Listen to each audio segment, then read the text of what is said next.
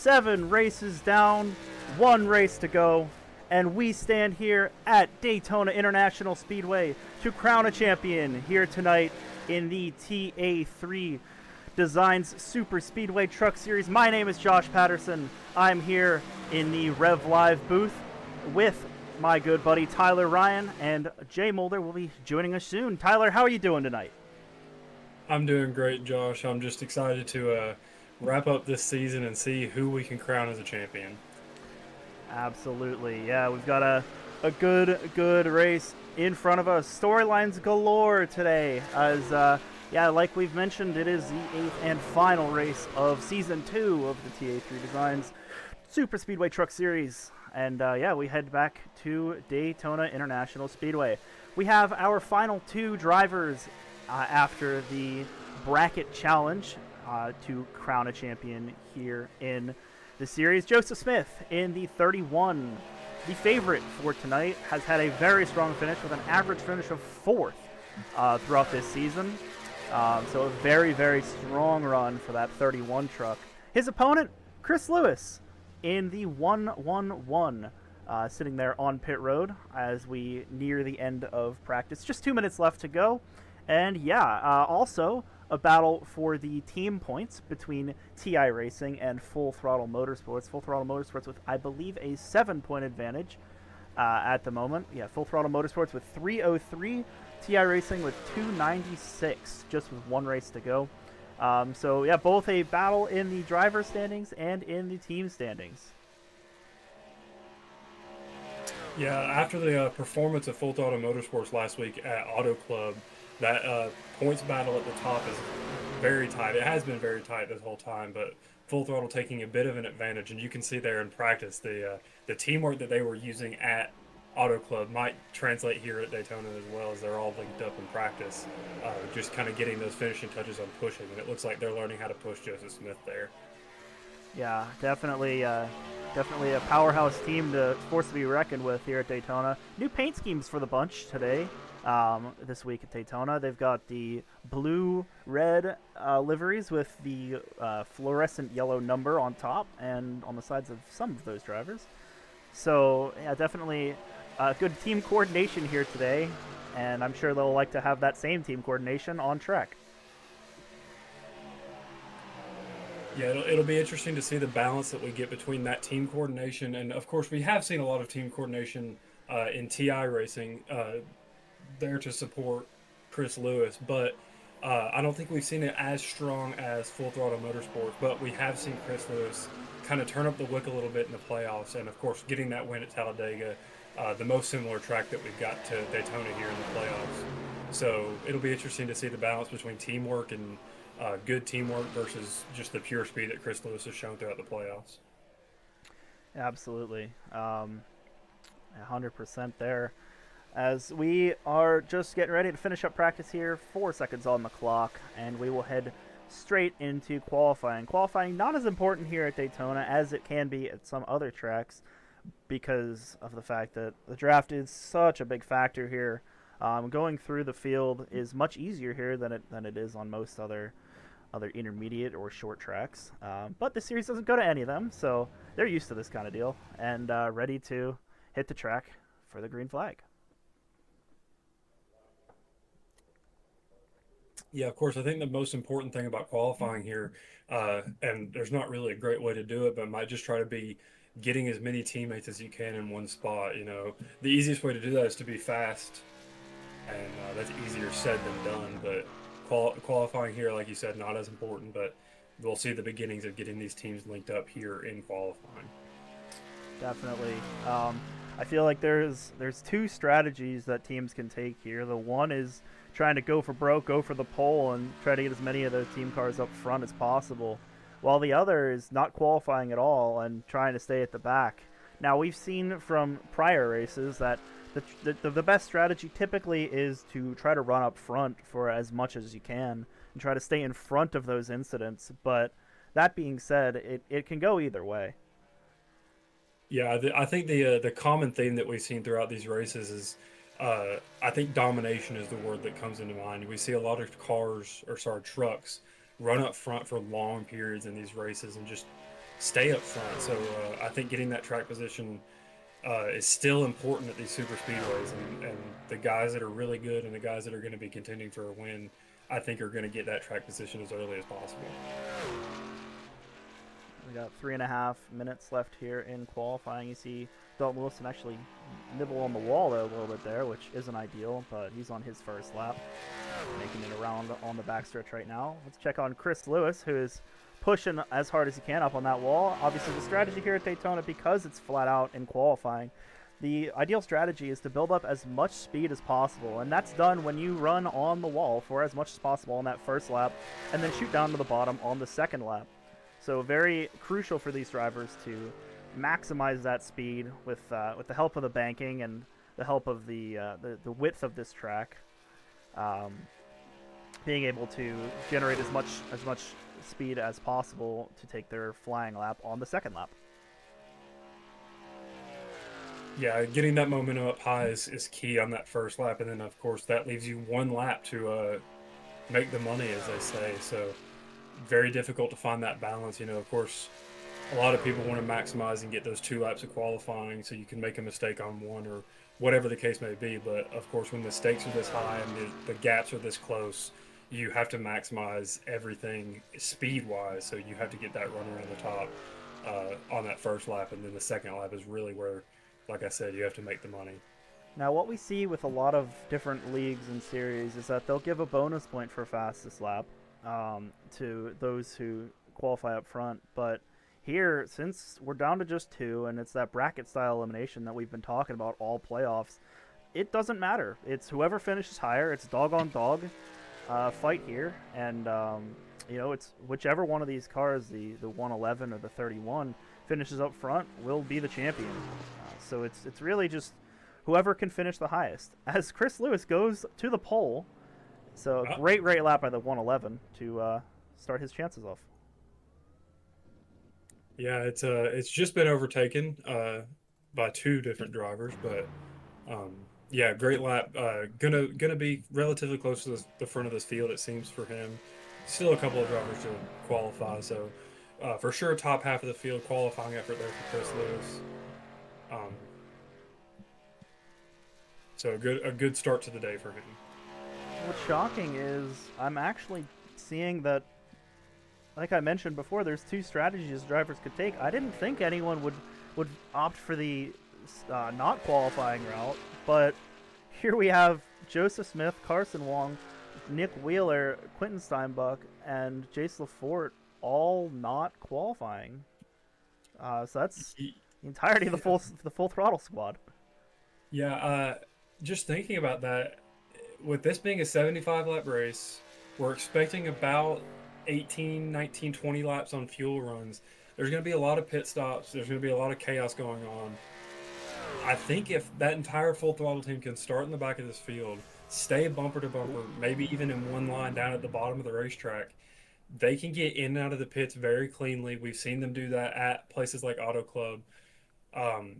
They can, almost keep the ball in their own court. They can do what they want, not have to rely on avoiding other people's mistakes. So if they might just be biding time here, waiting a little bit, playing it safe. They know they've got a lot of time to work with, and unnecessary risk is just maybe not the play here. And it seems like that's the strategy they're going for. Definitely.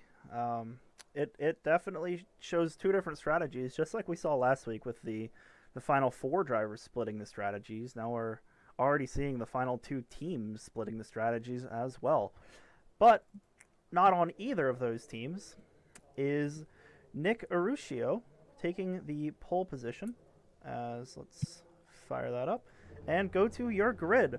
So starting on the front row is Nick Aruscio, qualifying with a very fast lap and taking the pole from Ryan Whitaker in P2 in that 51.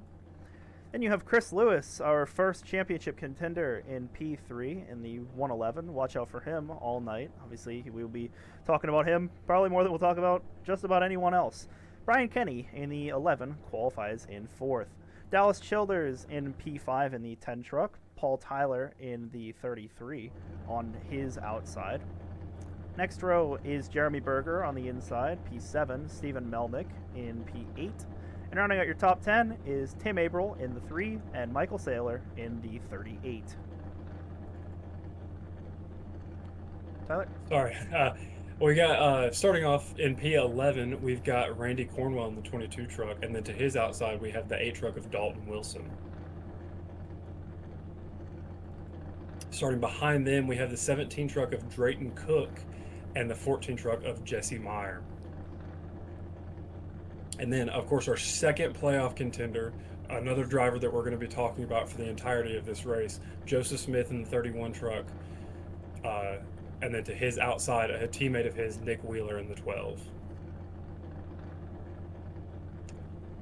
Then starting out on row 9, we have the 61 truck of Lucian Thompson and the 87 truck of Carson Kinney. Now continuing in the theme of the XS trucks being in the back, we've got the 9 truck of Jace LaForte, who's going to be attempting to help the 31 truck get to the front of this race, and to his outside, the 40 truck of Joshua Nunes. Another XS truck, we have Quentin Steinbach in the 98, and to his outside, the 70 of Dakota Crawford. Following behind them in row 12 is the 97 truck of Aaron Beaver, and one of the last full throttle drivers to start in this grid, the 16 of Carson Wong. And then rounding out the field, we have the 59 truck of Colton Sorrell starting in the back on his own in row 13. There we go. There's your entire starting lineup. I believe there's something that you wanted to say about XS Energy. Yeah, XS Energy, one of the main sponsors of Full Throttle Motorsports. I unknowingly love XS Energy, and I just found out about last Friday, about a week ago, that I have been drinking XS Energy without even realizing it, and just so happened to put 2 and 2 together while I had one in my hand, not realizing it. And so, yeah, maybe a little bias here going towards Full Throttle Motorsport from me in the booth tonight. Maybe they can send some XS Energy my way if I favor them a bit. Yeah, actually, as you were saying that, we are going to welcome our third commentator, our friend and comrade, Jay Mulder. Jay, how are we doing tonight? Oh, we're doing great. Sorry, a little late behind. Got out of a team meeting there, but we're back. We're here, and looking forward to a fun race here at Daytona tonight. Looks like we're getting ready. Yeah, 75 laps. Let's quickly check our track and race info. Track, we're at Daytona, as we've mentioned, Daytona Beach, Florida, USA. Just under 2.5 miles with an altitude of only 36 feet, obviously right on the beach. Race info, 75 laps tonight, 186.1 miles. Track temp currently is 86 degrees. 25 trucks here tonight, strength of field of 2,078 and 7,200 minutes for them to get it done. As here we go, coming to the line, green flag is in the air for the Valley of TA3 Superspeedway Truck Series, or TA3 Design Superspeedway Truck Series here at Daytona.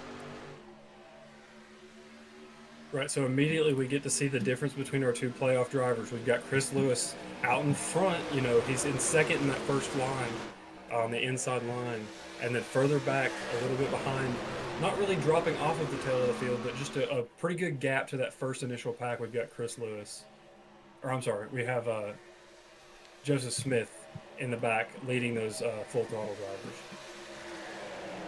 We're going to see a lot of that team play here through the night, with teams trying to jockey and work together to make it happen as much as they can, with so much on the line for both of these teams. With only 7 points between them, it's genuinely impressive to see how close they are after these 7 races. We have such a tight battle for the team standings, and obviously with the bracket style format, you've got such a tight battle with the driver standings as well. So Chris Lewis up to P2 at the moment. Yeah, and you can see that or second group there, that single file laying back a little bit. It seems like they're trying to protect their stuff here in the early going. Yeah, the vast majority of those trucks, of course, being a part of Full Throttle Motorsports, and it seems like today what we're predicting is them just kind of protecting Joseph Smith in his championship battle and assisting him on getting to the front more than anything. So it'll be interesting to see how that second pack moves up through the field, how they play this entire race. Of course, a long one at 75 laps. They've got a long ways to go and a long ways to keep that pack together. As you can see at the back of the frame there, going down the front stretch, the entire Full Throttle Motorsports team is single filed out. And here's the opposite strategy. TI Racing, Tim Averill, goes to the point. Randy Cornwell helping him out there, but yeah, obviously trying to get up there to help their teammate Chris Lewis and his shot at the championship fight as well. So we're seeing two completely different strategies playing out in real time here, and it'll be interesting to see which one is more beneficial for their drivers. I think we're already seeing is potentially some fuel saving from our two championship contenders. It seems like neither one of them wants to be really out front in their whatever pack they are in. Of course, Chris Lewis had a chance when his TI Racing teammates were on the outside line to jump up in front of them and get pushed to the lead, but never made that move. And then, of course, Joseph Smith is in second in his pack of cars, following behind his teammate. So, of course, you see them kind of staying in that draft, potentially a little bit of fuel saving to put themselves in the best position possible later in this race. Ooh, big moment there. Oh, they're wrecking.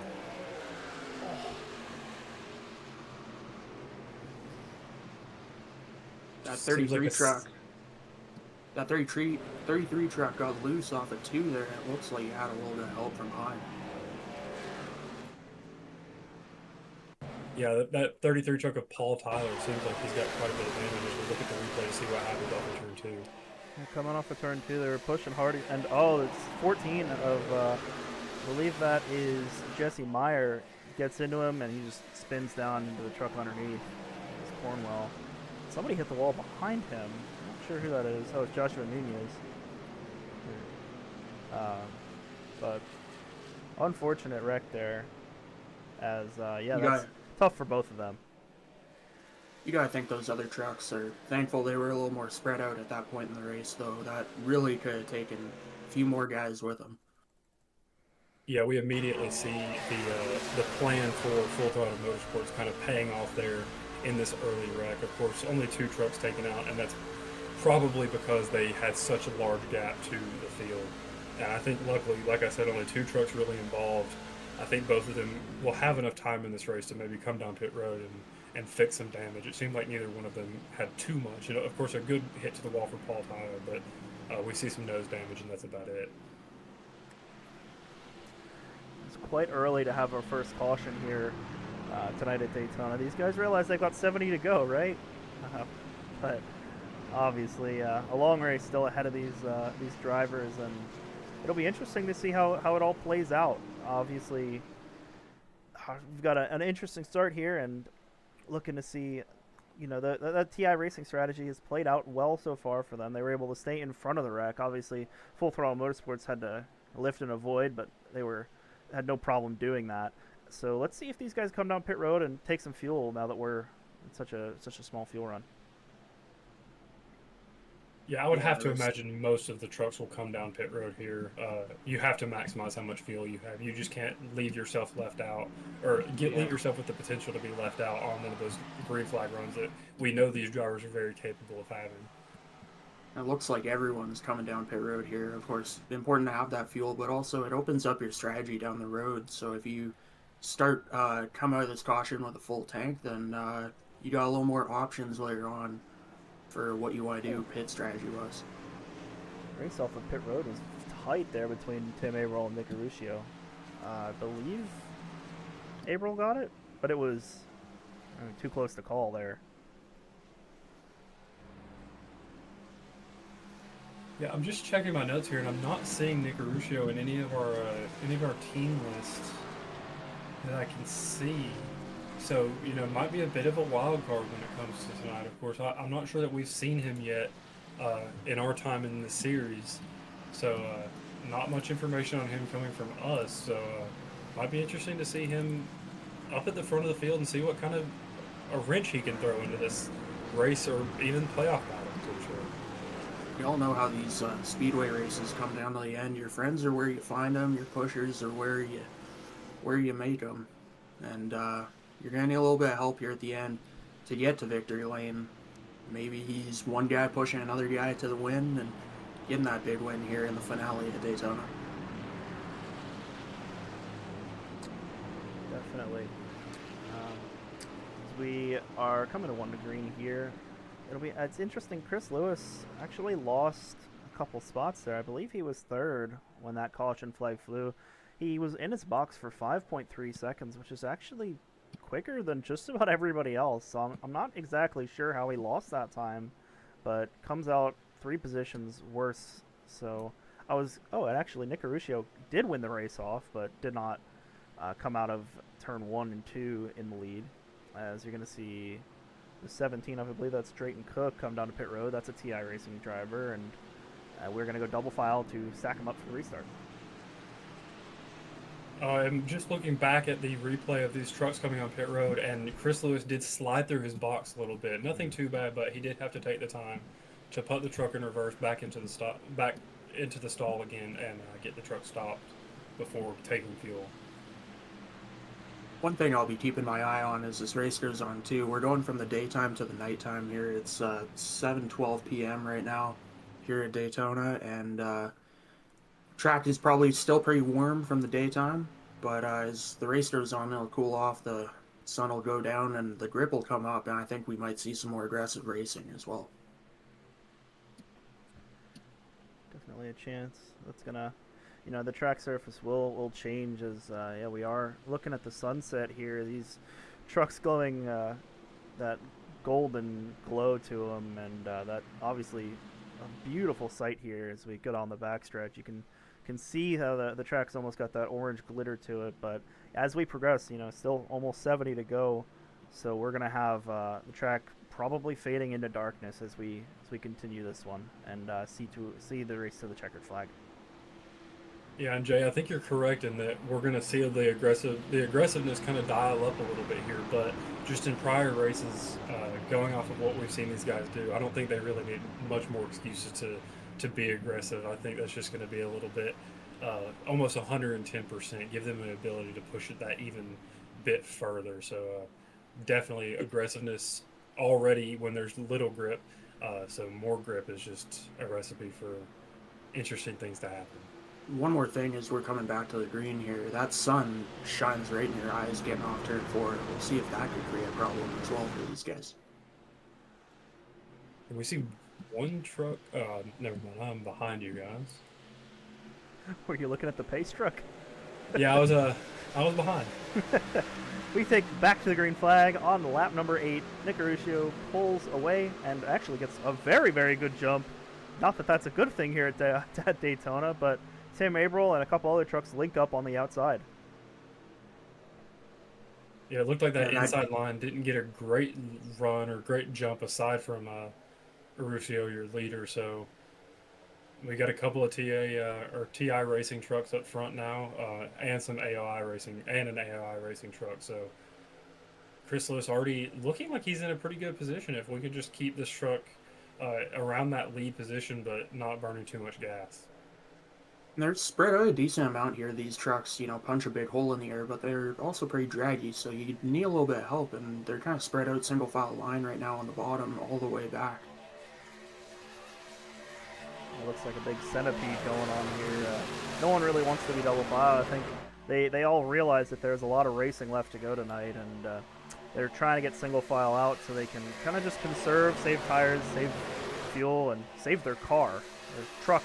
And because no one wants to be wrecked out of this thing on lap 9. No one wants to be wrecked out. Everyone wants to be able to finish this race, but obviously as we get towards the end of it, there's going to be a lot more aggressive driving, especially from the TI Racing and the Full Throttle Motorsports trucks.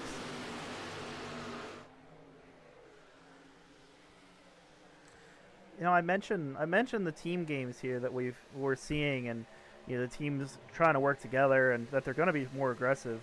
As speaking of teams, here comes Joseph Smith up to the main pack. He's up in your top 10 now in P9. But don't count out guys like Nick Aruscio and Ryan Whitaker. These guys are kind of wild cards here. Nick Aruscio not even on a team. I haven't seen him yet in this series. But they they're racing for glory. They're racing for the win.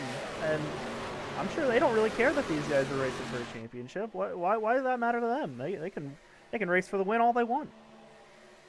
Yeah, I believe Whitaker already has a win at Daytona in this series. So, of course, a good truck at Daytona. We've seen him win it before, so staying up at the front here is not super surprising for him. Obviously, outside of the championship battle, but very much in contention for a win here. You know, everyone kind of has their theory on the speedway racing, whether you want to be up front ahead of the wreck or lay back and try and avoid it. But right now, it looks like he's leading the field around here at Daytona, and that's where he's comfortable. For sure. Yeah, Chris Lewis being up front, and that's honestly, I mean, through the true super speedway races we've seen, Tim Averill and Chris Lewis have kind of been the dynamic duo of TI racing. They've been up front working together, and I think every single race we've seen, whether that's at iRacing Superspeedway, Talladega Superspeedway, and now here at Daytona, it's interesting to see how well they work together, and it's obviously a reason for why the 111 is in the fight for the championship like he is. As much as we're talking about team battles, just looking back through the field a little bit, it's kind of funny. We have a line of Full Throttle Motorsports cars on the inside there. You can see it just as we pass the start-finish line. You can see them all lined up on the inside there. And then you see a group of 3 trucks to the outside on that high lane. Those are all TI racing trucks. So we have both teams kind of almost separate from their playoff contenders. Racing one another. One team on the inside, one team on the outside. So just something interesting going on kind of in the mid-pack there. It's quite a dancing around up front here. They're 3 wide down the back, and the 10 truck a little loose there, and the 21 dropped back several spots. It is interesting to see because you have Chris Lewis, who has now taken the lead. He's your leader after that one, but the entire rest of TI Racing is running the 3rd groove on the outside, pretty much as far away from helping him as they could possibly be, whereas you have the entirety of the Full Throttle Motorsports team sticking together on the bottom in the back of the pack. As it's getting tight there 3 wide, as no one's really giving each other a whole lot of space here going through turn 2. I don't know if potentially the TI Racing trucks just were further back than they wanted to be, and now they're using that 3rd lane to just try to get up front to their teammate there at the front. Or if, of course, we saw Full Throttle Motorsports working so well together last week. There may be some games within a game here with the TI Racing drivers maybe just trying to throw off the Full Throttle Motorsports drivers from whatever they're planning on doing. One more thing to be mindful of here too is that side draft. They're 3 wide, and that already is, you know, a bit of an intense situation. But you're also dragging each other back. If they single file out, they can pull away from them very easily. It's definitely one way you can lose a lot of lap time. Sorry, Josh. No, you're all good. I mean, like we've seen from somebody gets loose back there, one of the TI trucks, and what we've seen from this previous iRacing update with the what they did with the last time they updated the trucks, they made it so that the side draft is so important, and you can really get on someone's left rear or right rear, and it'll act like a balloon, and it's just a big parachute, and it really drags people back. And you see people use that a lot at a track like Daytona, and we saw it a lot last week at Auto Club as well.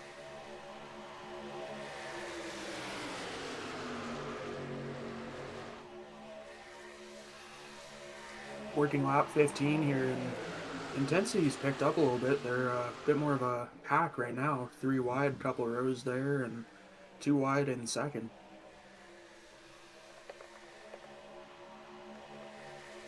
Wide now through the field as there's the TI Racing line that we were all waiting to see. Chris Lewis, Tim Averill, Randy Cornwell, and Drayton Cook, 1, 2, 3, 4 in that middle line there, as they are able to hold everyone together. And the one truck gets loose. Actually, the one truck is kind of getting loose all over. Stephen Melnick kind of pushing way up the track, pushing Jeremy Berger up into the 3rd line when he's trying to run the middle. Lots of left and right there. Lots of left and right wheel input. That was pretty scary getting off turn 4. Oh, we got a contact. 51 around. Oh, big hit. The 51 truck got turned around sideways right in front of the field there, and that collected many trucks. That's one we're gonna have to see a replay of. That was big implications there. You see they were just coming down the front stretch side by side, Tim Averill and Ryan Whitaker. Ryan Whitaker just seems like comes up a little too far, and that's a big one. Not the big one, but a big one. As multiple TI Racing trucks involved, and I think everyone from Full Throttle Motorsports stays clean. I think no one hit too hard there. No one made too hard a contact, but we see the 8 truck coming down the backstretch. He's got his hood up on his nose right now. I think mainly just aero damage for a lot of these guys. I think most of them, if not all, should be able to continue pretty well, but big moment right there. Yeah, looking back at it, the 3 truck of Tim Averill got a good hit into the outside wall with his right front after the initial contact with Whitaker, and then after spinning down to the infield, it looks as if Nick in the 36 truck made very hard contact with the right rear tire of Tim Averill. So Tim Averill might have a little bit of damage, more than that aero damage that Jay was talking about. And of course, that is a TI racer and one of the very important members of TI Motorsport, TI Racing, that can help Chris Lewis at the front of this field. Chris Lewis, lucky to be in front of that one. Like we've been talking about, that's the split strategies for you, and Chris Lewis barely lucky to be in front of it, as I believe that wreck happened for second. But yeah, if you're the leader, if it happens behind you, it happens behind you. There's no chance of you getting in it. And well, the Full Throttle guys, they were so far behind it that they were able to just kind of weave and get on the brakes and just make it through without any issues. Yeah, and that's one thing we talk about these super speedways. I mentioned it earlier, but some guys like to lead the way and stay in front of it. They feel like they have more control over their race. Right there, he definitely did. So we're going to see them come down pit road. There's your top 3 all TI Racing trucks: Lewis, Cornwall, Cook, Berger, Childers, and it seems like the entire field coming down to pit road on this occasion.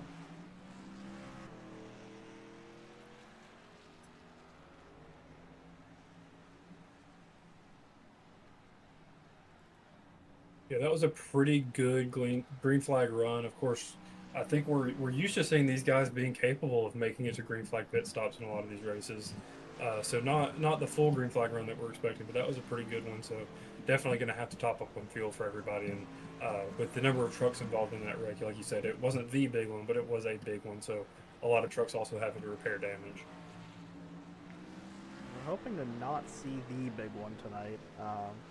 Obviously, I'd love to see a 3-wide finish with everyone still intact, but obviously with how Superspeedway racing is, especially in a race so crucial as the finale, you're gonna see all these drivers kind of going for broke as often as they can. And Stephen Melnick, who's not on either of those 2 premier teams this season, up front and the first truck out of pit road. And you gotta think, if you're on a team or you're just a driver who hasn't had the best seasons, maybe tonight's your night, and we might see more aggression out of some guys that don't really have anything to lose as far as the championship goes, and want to go out on a positive note here tonight. It's really interesting to see because essentially the only trucks that have a dog in the fight that isn't for the drivers' championship, being Chris Lewis and Joseph Smith, are the drivers on both of their respective teams, TI Racing and Full Throttle Motorsports. So if you're anyone other than those 2 teams, you kind of have, the only reason you're here is to race for that win. So be as aggressive as you want. And there goes Stephen Melnick down pit road, a very late choice there, as well as the entirety of the Full Throttle Motorsports squad going down again. But I'm a little confused on that strategy. I guess they're really just trying to top off as much as they can. They're not trying to go anywhere, so TI Racing trucks still up in the front.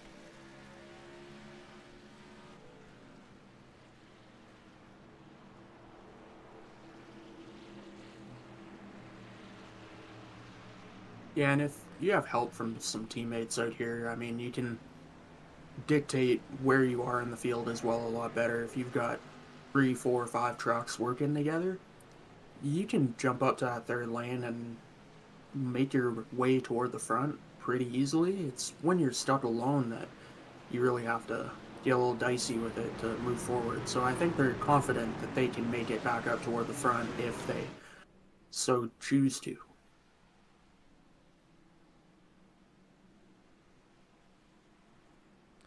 Yeah, I mean, obviously we still have 55 laps to go, so a long, long, long bit of racing still left for these truck drivers, and Full Throttle Motorsports seems to be trying to take advantage of that and utilize that to the fullest extent by, just making sure that they stay alive and stay clean. With how many trucks came down to pit on that last lap right there, we only have 3 trucks on the outside lane. Those being Chris Lewis, Brian Kenny, and Giles Childers.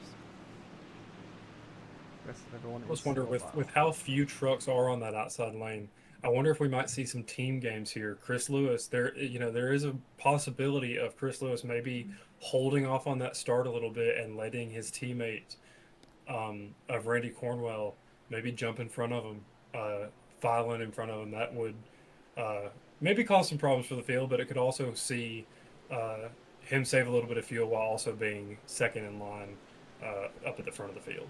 This is an interesting restart. Just the way the field looks. Well, we take back the green flag. And yeah, you're right. Randy Cornwell trying to get a jump on the outside, but it actually seems like Jeremy Berger is going to push Chris Lewis so hard that it's kind of like saying, no, you're not allowed to get in front of the 111 there, as Cornwell comes down in front of Dakota Crawford in the 70. Yeah, a couple of weeks ago, we actually saw I don't know if heated is the right word, but a heated battle between the 22 and the 21 truck in the playoffs. So there might still be a little bit of hard feelings there, even though neither driver is still in the playoffs. We might see a little bit of that still affecting how we're driving each other on the track. I mean, you don't know what the inner workings of the relationships are between each of these drivers. There's a lot of shuffling and movement back in the mid-pack here. We're almost 3 wide. I kind of expected everyone to stay single-filed out, but we are quickly moving to 3 wide racing, and honestly, I'm kind of shocked with how early it still is in the race. We're only on lap 21 of 75, and and one of the car trucks gets in the wall. I believe that's 17 of Drayton Cook. Another TI racing truck, not really running into trouble, but running into trouble here in this race. They can't really seem to get it figured out and keep it clean. We saw them work together very well to get to the front of the pack, using that up high groove outside lane. And then, of course, the second they get to the front, everything goes horribly wrong. We see a couple of cars wrecked out, or not wrecked out, but involved in a wreck. So TI racing maybe a little bit on the back foot when it comes to teamwork so far today. As you bring up teamwork, I just want to take a look back at the Full Throttle Motorsports trucks. You got Quentin Sorrell leading that group, Jace Lafort right behind him, Joseph Smith right behind him, Quentin Steinbach right behind him, Carson Wong right behind him, Nick Wheeler right behind him. There's your Full Throttle Motorsports team in perfect sync. Yeah, I don't know that we expected much less out of that team after the race that we saw at Auto Club last week, where every single member of that team just executed perfectly to get their teammate Joseph Smith to the front of the field in a position where he could make it in the playoffs, and then of course Nick Wheeler and Jace Lafort, also joining him on the podium. That team just executed perfectly last week, so not really surprising to see them executing a strategy very well so far today.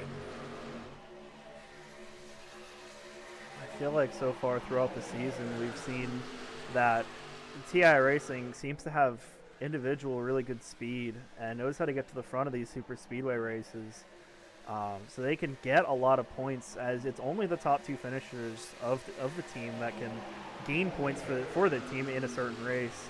So they have a lot of drivers who can go up there and get to the front and lead laps, but it seems like Full Throttle Motorsports as an organization is much more organized than TI Racing. Even if they're not at the front, they're on the same strategy, working it to absolute perfection, and it shows why they're able to really have the points lead here, even if it's only by 7. Both of these teams really excelling at their own style of racing here, and that's why it's come down to such a close playoffs. Yeah, and I'd really equate this to almost like flying in formation out here at Daytona. These guys working together and using that draft to stay locked up to the rear end of the field, but not too close to where they're worried about getting involved in an incident potentially.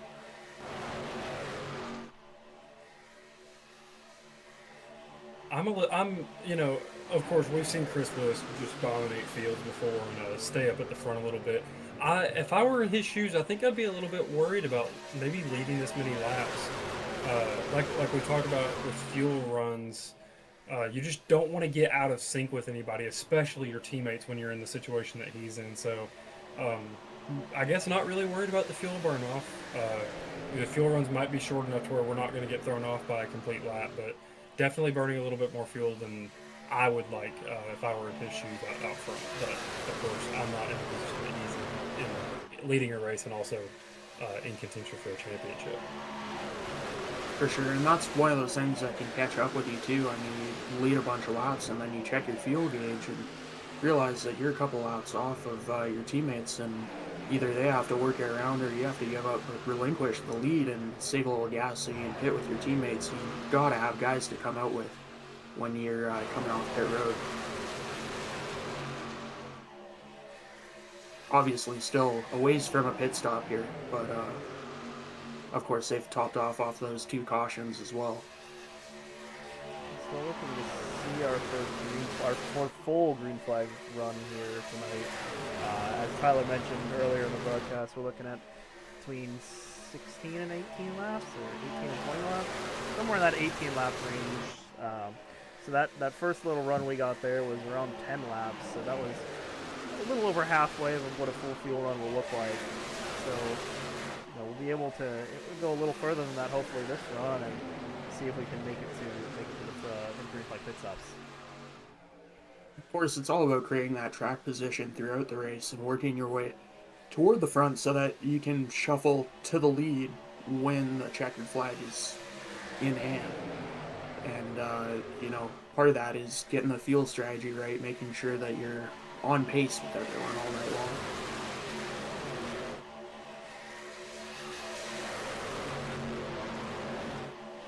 We see a move for the lead here as Jeremy Berger jumps that outside lane and is being pushed by Whitaker potentially to the front. We don't know if that's an aggressive move by Berger or maybe even a little lift from Chris Lewis, talking about getting out of that lead and saving a little bit of fuel like we were a minute ago. And he didn't stick behind him for long, dives to the inside to go for the lead himself, Whitaker, who was pretty much the catalyst of our last caution. He's right up there and he's in the mix. He's going to take the lead off turn 4, it looks like. He does get his nose in front of Berger, at least for the time being, and Berger gets a powerful run off the outside. You'll see that a lot here at a track like Daytona.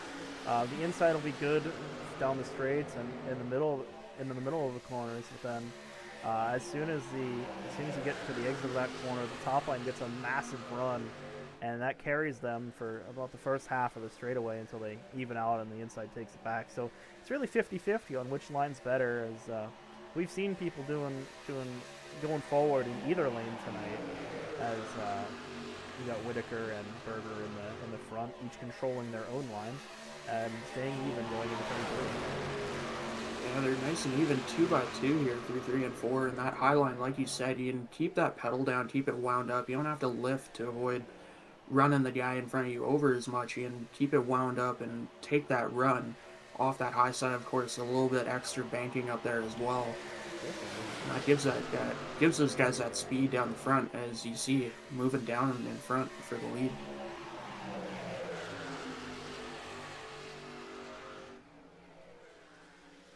I think the visual difference between our 2 playoff drivers right here is spectacular. We have Chris Lewis up at the front, not really fighting super hard to keep the lead, but dicing it out between the leaders in that top 5 range. And then further back, we've got Joseph Smith. Oh no! And I think that might be an announcer's curse there. I knew you were going to do it. We see Quentin Steinbach on his roof. Oh, what a shame. We talked all night about them trying to execute this strategy perfectly, and it all comes undone down the backstretch here on lap 29. Let's go get an instant replay.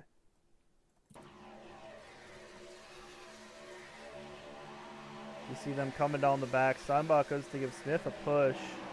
Does so. Oh, Wheeler gets into the back of Wong and, oh, does a blowover there. That's really painful for those guys. That is unfortunate, and you've seen it a million times. You know, you get turned on the straightaway like that, bumpers don't quite line up, and kind of get pushed in the door going sideways at that speed. I mean, a 737 takes off at about 160, 170 miles per hour. These guys are easily eclipsing 180 as soon as the air gets it at the wrong angle there, and you see what happens. Turned him right over, and unfortunately got stuck upside down on his roof there on the apron. I think if there's one good thing to take out of that, it's that the 31 truck of Joseph Smith avoided being involved in the mess that that Full Throttle Motorsports team created. So, you know, damaging some trucks, and I would say Steinbach very close to being out of this race, if not for sure out of this race. But the 31 truck still survives, still fighting for that championship. Another thing to consider here, we're working lap 30, getting ready to open pit road, but these guys looking at about 45 laps to go right now, probably 43 when we take the green again, so that's probably a little over 2 full fuel runs. These guys obviously want to top off here, give themselves as many options as they can down the stretch. Yeah, I'm sure we're going to see a lot of trucks coming down pit road, as it is the entire field yet again, other than one it seems like stayed out. Nunez coming out of pit road there, and that is Dalton Wilson. He takes the free pass, lucky dog. But yeah, the entire rest of the field comes down pit road. Honestly, it didn't look like too bad of a crash from Steinbach. He, yes, flipped and unfortunately had to take a tow back to pit lane, but I think if he gets a little bit of damage repair, completes his tow, he can come back out on track and at the very least help his team out and kind of play almost a lap car spoiler to try to help push Joseph Smith and the rest of the Full Throttle Motorsports trucks back up to the front. Yeah, of course, no one wants to get turned over on their roof, but if he can see the silver lining there, he didn't really hit hard or get hit hard. So he should be able to, of course, take that tow, like you said, and still have a shot here.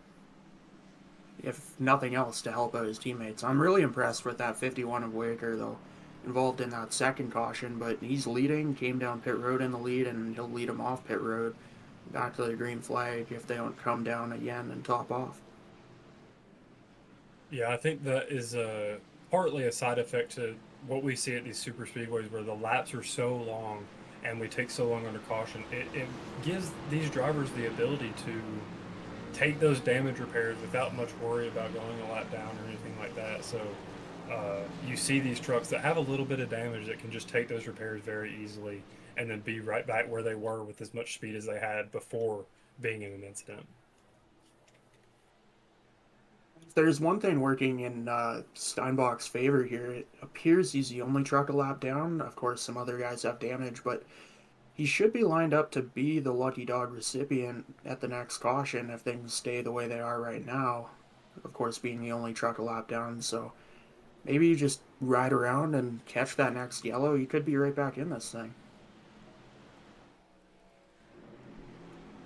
As we see the Full Throttle Motorsports trucks go back down pit road, at least Sorrell, Lafort, Wheeler, and Smith, as I believe that's all that's left of that team. With Steinbach on pit road, I believe Wong is coming down the backstretch. He's still in this thing. Yeah, they're just stopping off to get some more fuel, as it seems like Whitaker will choose the outside line here. Get obviously these leaders get lane choice every restart here, so Whitaker, the 51, takes the outside. Berger will be on the bottom. Nick Aruscio continuing to impress in what I believe is at least his debut here on RevLIVE. So he's still up here running in P4, but will be maybe that's the reason why Rittaker chose the top side, because Arusha has been a good pusher so far today.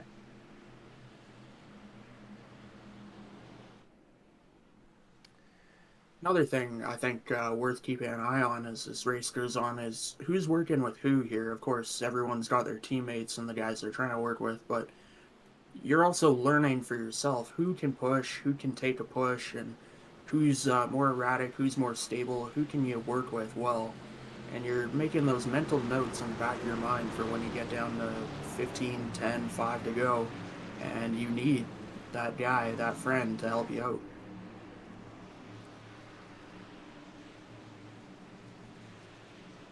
Yeah, I agree with you there, Jay. I think we do get caught up in this team game quite a bit, and of course, with how many drivers are on teams, especially Full Throttle Motorsports and TI Racing, it makes it to where you seemingly can ignore those other drivers in the race. You know, you don't have to depend on them to be your friends, but as it gets down, if your teammates just aren't there, you have to have somebody that you can rely on. You have to almost build those relationships throughout the race. That one caught us a little off guard there, or at least caught me off guard. Waker fired off quite early in the zone there, right when the pace track came off, and he's leading the way. This spreads out the field a little bit. It'll be interesting to see how they form back up. Yeah, got a very early launch. You can see the gaps that's formed. And one thing I wanted to mention with the teams that we were kind of discussing, obviously we've been so focused on those two teams, but I believe that only takes up maybe 12 or 13 trucks here today. There's 24 trucks that signed up for this event, and 23 still running, so that's half the field that isn't associated with those two teams or doesn't really have a dog in the fight. So it's still half the drivers who can really all be working together to do something and try to go out and win this race. And they've single filed out quickly here, one full lap complete, and really hate it for Jeremy Berger, who he's trying to make some moves on the outside again, gain that spot, or gain the position back, but he restarted on the front row and he's back in 6th after one lap.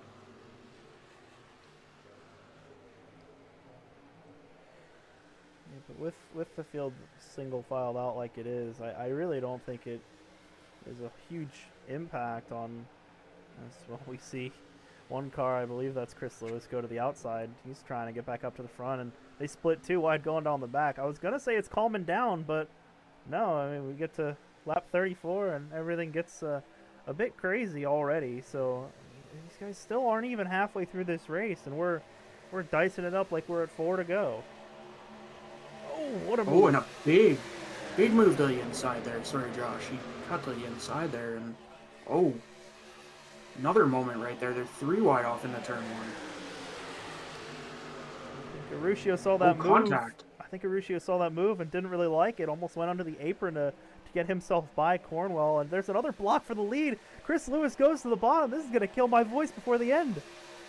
What a power move. Used the high side and drove down underneath the 51 of Whitaker. He's got the help of Jeremy Berger in the 21, who's driven right back from 6th back up to 2nd, just like that. And Whitaker now shuffling back as we see more bump drafting going on. These guys are getting a little loose off the nose of these other trucks.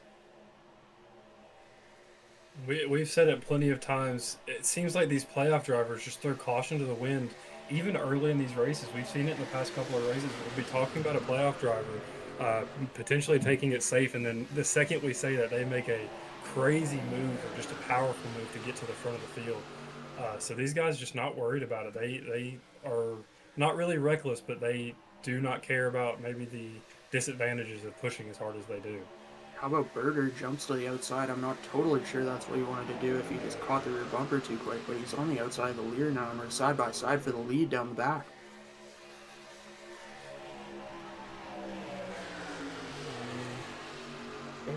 Obviously Chris Lewis is trying to keep the lead, but it doesn't seem like Melnick's been able to push him as good as Lewis was hoping he would.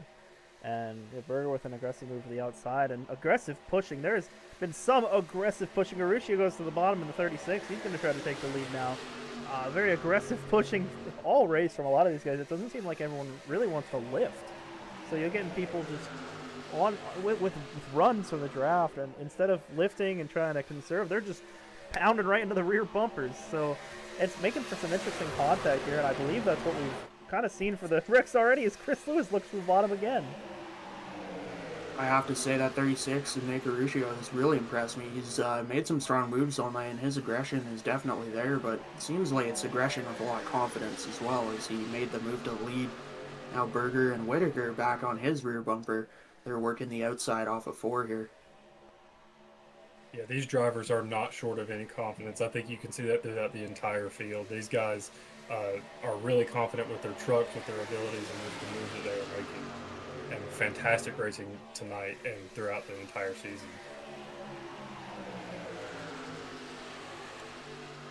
Cornwell shoots to the bottom in turn 1. I'm not sure, like you said last time, I'm not sure if that was intentional. It seemed like Lucian Thompson just got to the back bumper of the 22 and kind of said, "You're going low now." As Berger's been able to work that outside, even though it's only three trucks really up there. He's been able to kind of pull away from the bottom. As we've seen in some of the iRacing official races over the last couple of weeks, the trucks can generate really big runs on the outside. So if you've got a line that's really dedicated to running the outside and formed up better than the inside, then you might be able to make something work. Because look at all the cars, all the trucks that are on the inside compared to the outside. And Whitaker moving to the inside of the lead, or Jeremy Berger there. Looks like he might take the lead on the bottom into 1, but Berger with help on the outside. But yeah, it's making me nervous. These guys down the straights are, moving left and right quite a bit. And, all it takes is one bumper to not quite line up, and it can set off a big crash.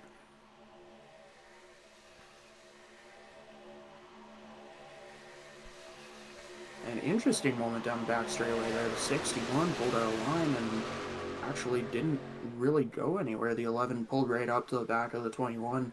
A Berger there on the outside and kept the momentum going. Yeah, of course, we're halfway through this race now, and I think we've clearly seen the two strategies of the two teams and the two playoff drivers. Fantastic racing for the lead so far. Still too wide for the top 5, and then of course the Full Throttle Motorsports got a single file out in the back. One thing I'm really noticing, getting off turn 2, that bottom lane seems to just not be able to quite get off the corner, get the wheel unwound the way they want to, and they fall back a little bit. The outside off of 2 is definitely very, very strong when they have that momentum. 3 wide in the middle for Urrutia.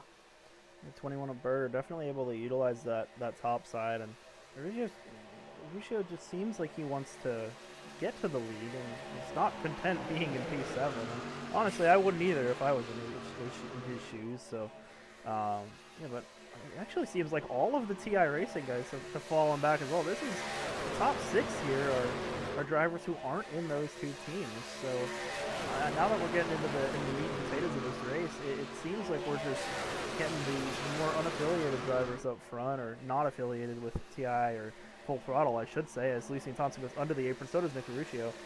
Yeah, it leaves for drivers like Jeremy Berger to be able to pull away. And funny enough, yeah, Jeremy Berger and Brian Kenny are actually teammates on Sort of Fast Motorsports, so them working together isn't a surprise here, but them making it work as well as it is, and on the outside with such little cars, kind of is.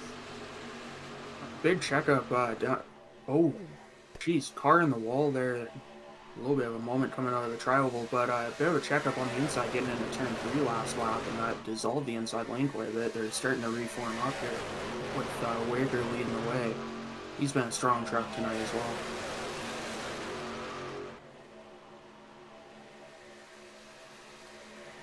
Has been able to hold strong at the front. Him and Berger have really been kind of a force to reckon with through the middle part of this race. The only truck up front is Randy Cornwell. That's just, I was gonna say associated with those 2 teams, but Chris Lewis, I thought he was in the back, but has worked his way back up to P6 and is the 3rd truck on the inside line. So I guess he kind of had enough of racing in the back and holding off. 5 laps is way too much of sitting around. We gotta go. And you saw the 51 of Ritter move up to the top lane in front of Berger there, and that can be a little frustrating if you're that guy leading the high side. You know, you were clean air all on your own, and now the leader pulls up in front of you, and you got to push that guy. Can get frustrating. Seems like they're doing okay, but yeah, 3 bumpers come together. The third truck in line, that 11, Brian Kenny, he gave him a shot as well. We're going to have a lap car of the 14 of Jesse Meyer coming up here shortly. Unfortunately, that'll go to, if they get a caution after he gets lapped, that'll put Quentin Steinbach as not lucky golf car, but unfortunately for him, he's already 6 laps behind the field here, so the chances of him getting back into any kind of winning contention here are just about equal. Yeah, definitely. Is that lap track coming up? Let's see how they manage this. And giving him a lot of room, actually. Pull to the apron, a very respectful move from the 14.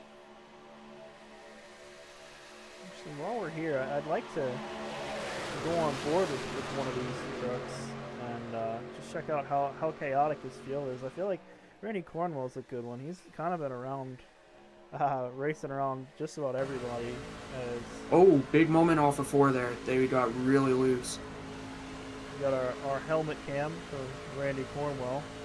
You can see him following behind Dakota Crawford. It's interesting to hear how much he's off the throttle as trying to push behind the 70 truck and stay in line.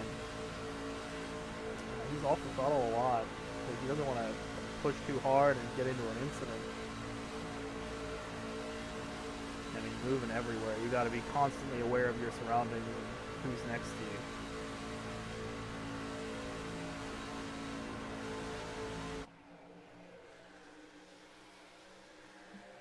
Yeah, I almost wonder if we may have a little bit of fuel saving going on throughout the field. We came back to green on like I believe 34, and just doing a little bit of quick math in my head, I don't know that we can make it on one stop till the end of the race. It doesn't look like we're going to. Oh no! Ryan Whitaker sideways. They save it. No, they don't. The 1 sideways. Oh, Chase LaForte in the 9 jumps. There's no yellow. No caution keep it coming green. out. A big moment there. Guys got sideways and loose, but they all kind of fanned out and seemed to make their way through it. Nobody went around backwards even. Oh, this is about worst case scenario for the Full Throttle Motorsports drivers as they are all split up. As now we have Randy Cornwell throwing around Jeremy Berger for the lead. Chris Lewis, E5 with Paul Tyler behind him. But look all the way back to where the Full Throttle Motorsports drivers were. They all had to lift, check up, and avoid that wreck. And it seems like they have all spread out much, much further behind the field, with Joseph Smith having a 10-second gap, 10 and a half now behind the leaders. Yeah, this is pretty crazy looking back through the field. It's individual trucks all over, and they're spread out by about 10, 15 car lengths each. And then you have your top 6, it looks like right now. They're all locked together, bumpers. And they should be creating quite a bit of lap time over the rest of the guys who are all spread out. We'll see how that plays out as time goes on. I guess we've got some sort of full moon tonight as the sun is going down. You can see the gold glimmer going away and the nighttime start to peek through fully. As soon as that happened, the field gets crazy. But everyone saves it. We stay green for now. And if I'm Chris Lewis, I am hoping, I am praying for no cautions. Yeah, if you're in this group of top 6 right now, you're kind of happy with that scenario. You can ride in the right around or right inside the top 5 and not really be challenged, at least not anytime soon, as the next group has the 11 of Brian Kenny and the 51 of Ryan Waker. They're trying to work together here to catch back up, but they only got 2 trucks together right now. They got a 3rd and 4th coming in, but now they're side by side back there. It really seems like you got the 6-car pack, the 4-truck pack behind them, and then seems like it's a bunch of 3-truck packs, which obviously is not going to go very well for trying to catch up to this bigger pack at the front. And we got a couple trucks down pit road here. The 97 Aaron Beaver hits pit road, as well as the 17 of Drayton Cook.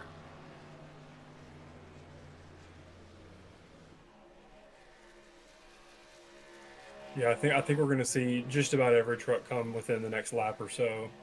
Of course, with the field being spread out, not as much room maybe to make mistakes because you don't have as many cars around you to maybe pick you up in that draft if you get behind a little bit. But also a little bit better of a chance to keep it clean is there's less chaos. Oh, Whoa! my As I goodness. say that. Missing pit road entirely there and sliding out into the infield grass or the front stretch grass there. That's the 70 truck of Dakota Crawford that missed that fairly badly. That was a big moment. You had to think Jeremy Berger's eyes were as big as dinner plates looking in his rearview mirror, seeing that truck come up behind. We're almost wrecking. I mean, here's the entirety of the Full Throttle Motorsports team. I believe I see 5 or 6 of those trucks all in line there. They almost wrecked trying to work with Michael Saylor. The pack that just came down, the 6 truck pack at front, are now leaving pit road. Where is Chris Lewis? There he is. He actually gained a good bit of time there. Now he's right behind Jeremy Berger, who was the leader coming down there. And those two up front together might be far enough ahead of the 3 behind them. We might even split be again. A caution. There's the caution. Lucian Thompson spins trying to come down to pit road. Oh, man. That's going to change everything. I have to say, I've seen quite a few pit mistakes right there getting on pit road. I'm not sure how often these guys are used to making these green flag stops together, but some guys got in there really, really deep. Almost wonder if there was something else at play or they just weren't ready for that move.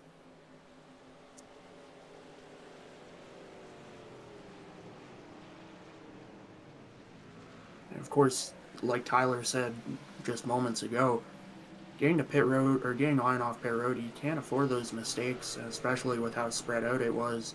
That delta is very important, leaves a lot to lose if you make mistakes. Now I'm really curious to see how that's going to play out with the field and with those who were able to make it down to pit road just before that caution came out. The entirety of Full Throttle Motorsports came down as we saw, as that caution was, as you saw the 61 of Thompson spinning up on the track.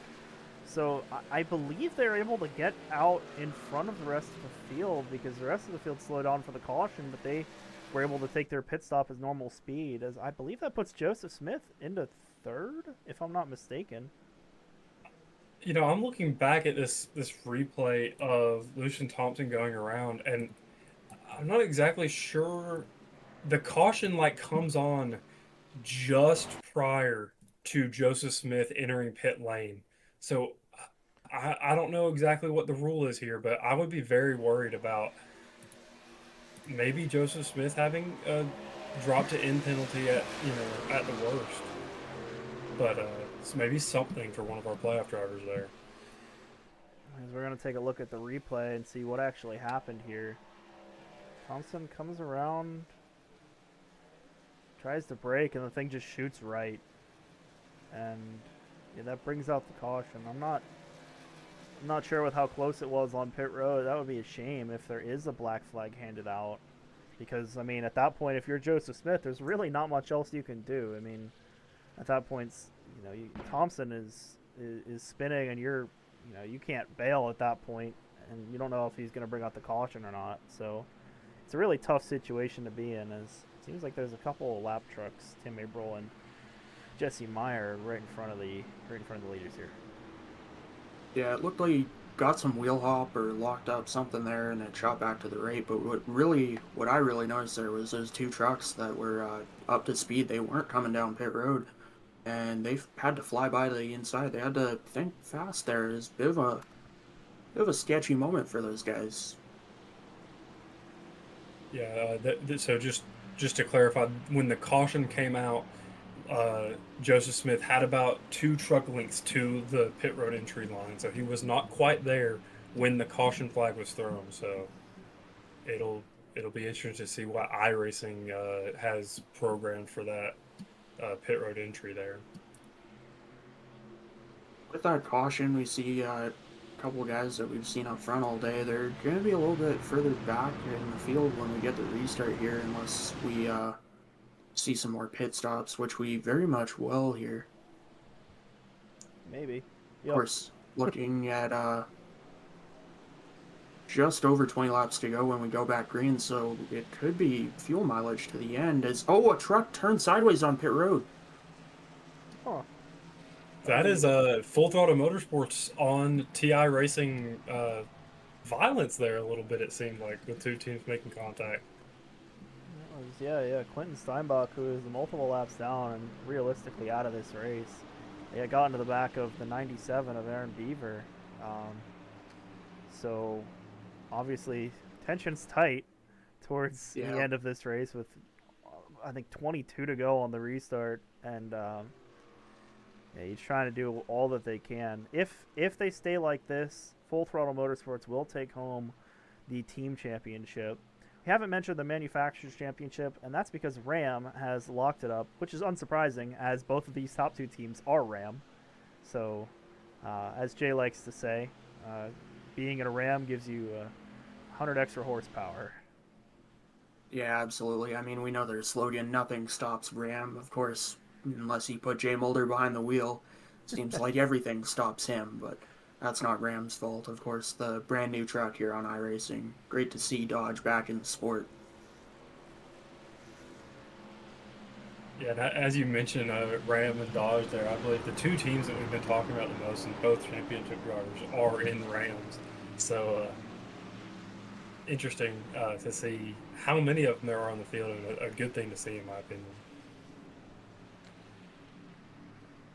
Yeah, obviously the addition of new manufacturers really helps the sport grow, and is all you want to see. And I guess Dodge technically isn't a new manufacturer, but more of a returning one. And seeing its presence on iRacing be this great is always something you want to see, because it shows that the people want it to be here, and they want to run it for themselves. As you got Ram 1, 2, 3, 4, 5, 6, and we are green. Another interesting restart there is only 4 trucks on the outside lane, guys wanting to top off, as we're right on the cusp of that fuel window to the checkered flag right now. Of course, green-white checkers could come into play as well. So now the big storyline all day up to this point has been how Chris Lewis wants to be up front. It has been up front and is trying to stay up front, and Joseph Smith and Full Throttle Motorsports is at the back.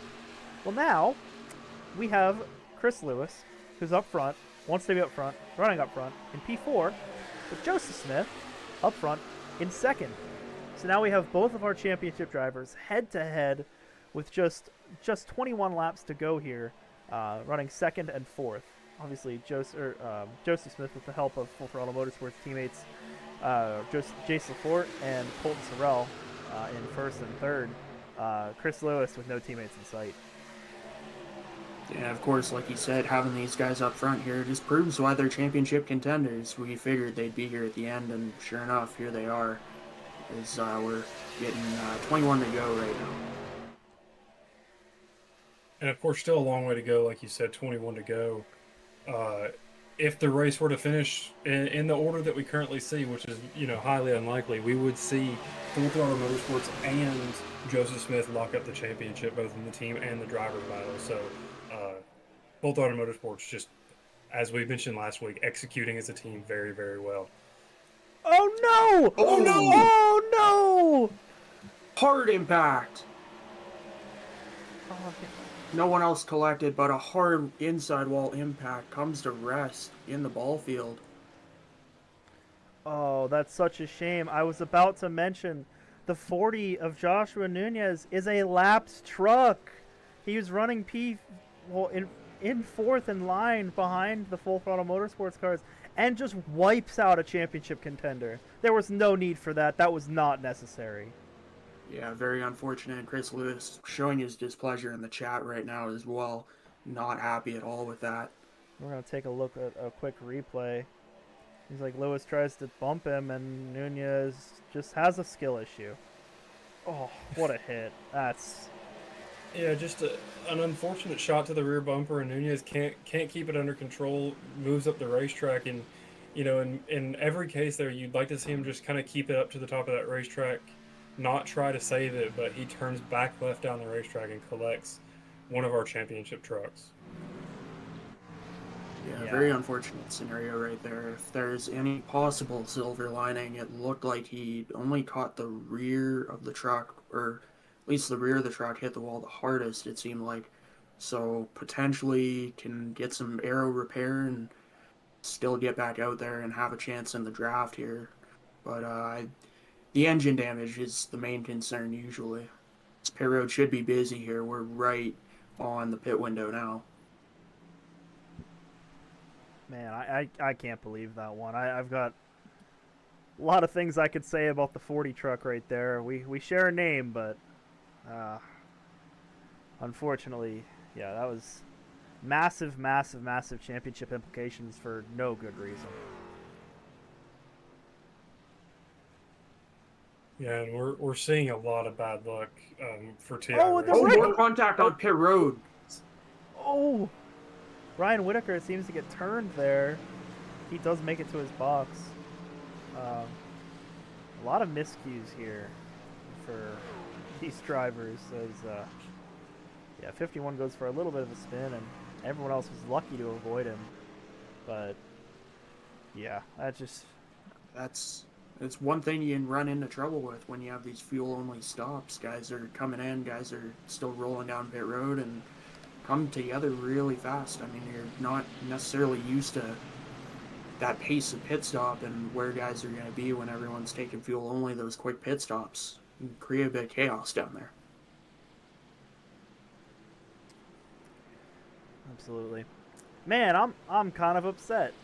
That was shaping up to be a really great battle between the two championship contenders. I find it very hard to believe that anyone's going to be able to get this, or that there's any kind of chance for Chris Lewis to still grab this championship unless there's some sort of wreck that takes out Joseph Smith. I mean, Lewis has got to be hoping for a miracle at this point. Yeah, I mean, we're up here in the booth, and we feel robbed of this great race finish, potentially.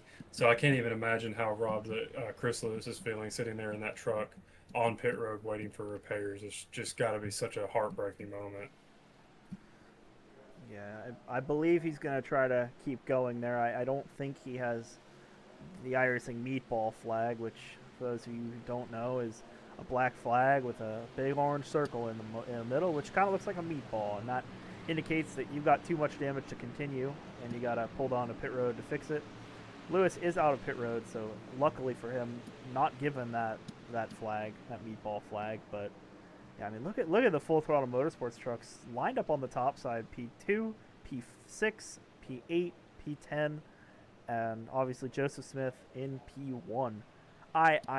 Yeah, I mean, they're going to be able to form a very solid wall right behind the 31 truck and really prevent anyone from being able to do anything to prevent the 31 from taking this thing home, as well as the team championship.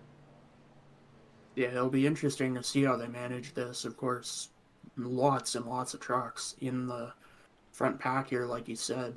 But also keep an eye on the 36 of Nick Aruscio. He's been fast today. The 21 of Jeremy Berger, he's been fast as well. They're still going out here for the race win here as well tonight. So we could see a lot more chaos, and that may not be the best thing for Joseph Smith being up here.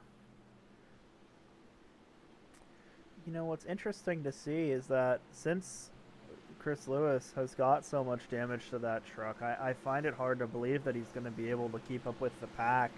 So it would almost be smartest for Joseph Smith to kind of drop down and run at the back, try to stay behind all the carnage and not put himself in a vulnerable spot with racing for the win. But when you've got so many teammates up there, it goes to show that they can really be helping you out regardless of if it's racing for the win or if it's racing for 15th. But they should really be they're going to try to protect him at all costs. Joseph Smith gonna lead us back to the green from the outside lane here as Pace Truck pulls off once again. Looking at 17 to go at the line.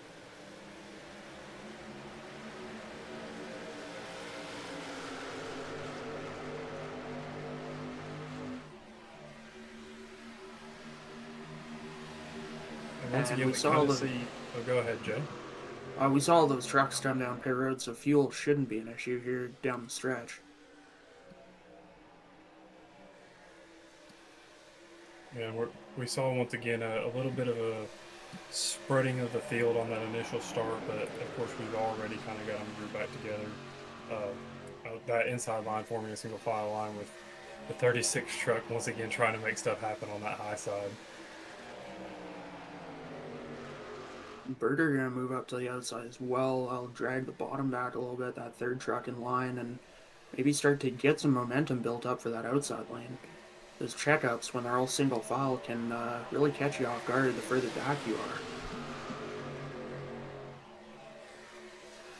Jace Lafort, your leader currently, trying to pull Joseph Smith with him as much as he can. Obviously, Jace Lafort, team owner there at Full Throttle Motorsports, responsible for the performance of this team and the performance of Joseph Smith and an extent there, doing the best he can to try to help him as much as possible to stay up in the front and do all he can to win both those championships. As we're going to have a car sideways behind, he holds onto it. It's Nick Caruccio.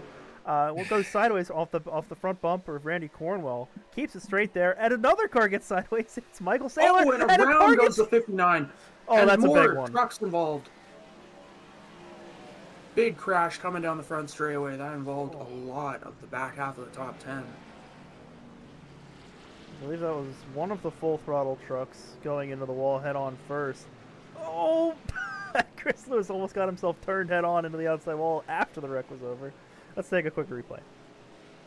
It's a 59 of Colton Sorrell, who nearly got turned over himself right there. Definitely caught some air. Oh, moves up, gets turned by Cornwell. Oh, big front-on-front collision. As Chris Lewis barrels in there, shoots low to avoid it. Oh my goodness! Yeah, we've got. I think we could call that the big one that we were talking about earlier. Yeah, let's go on board with Randy Cornwell here and see what he saw out the cockpit of that truck. We saw this cockpit earlier. As they get a little loose, and yeah, there's really not a whole lot he could have done there, and he's just along for the ride. Yeah, all those lanes kind of came together off the floor there, and it chain reaction all came together. It really started getting into turn 3 when Arusio got loose in front of the outside lane and got sent up. They were 3 wide, and from there I think the lane started to get a little messed up. Yeah, obviously that move from Saylor at the front kind of almost chain reaction to that. I don't think it was necessarily his fault, but I think Sorrell moved because he saw the 38 get sideways, and then, yeah, obviously the big one. Yeah, unfortunately, when something starts happening, Daytona, not the widest racetrack in the world, or at least it can feel narrow at times like that, and guys start running into each other, you kind of have to slow down or hope you make it through. One thing this does do is play into the hands of Chris Lewis, who, prior to that caution, we almost could have said is out of the championship battle, but now he gets another opportunity to come down pit road, repair that truck, and we don't know how much time it's going to take to fully repair the truck, but anything is better than nothing. So getting himself closer to back in the fight with every caution that we have here. Yeah, obviously we've mentioned that he's out of a realistic shot to win this championship now, but that being said, we are at Daytona, and Daytona, you're never out of it unless you're out of it. So he's still in the lead lap, he's still making laps, and has an engine in that truck still. So anything's possible with Joseph Smith still racing for the lead. We almost saw him taken out with the 38 getting real loose there. If Smith gets taken out towards the end or gets involved in a wreck coming to the checkers, then you might be able to see the 111 of Chris Lewis shoot through and take this championship for himself. So, you know, definitely still in the fight, just needs a little help to get it done.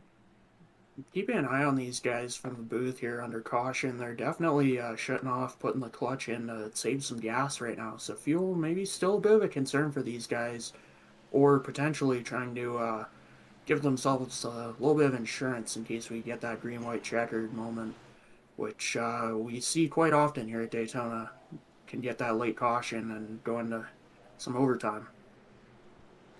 Look at how few trucks are left on the racetrack right now. I believe there's only maybe 12 of them still out there. Obviously, a lot of trucks down on pit road getting damage repair and doing all they can to get their trucks as quick as possible. But it just shows that there's been some big wrecks today, and ones that have taken out a lot of the contenders that have been focused on trying to win this thing. And we're down to 3 Full Throttle Motorsports trucks up front, and it just shows how, I'm not going to say lucky, I don't think that's the right term, but fortunate that Joseph Smith has been able to avoid all of that and keep himself up front there.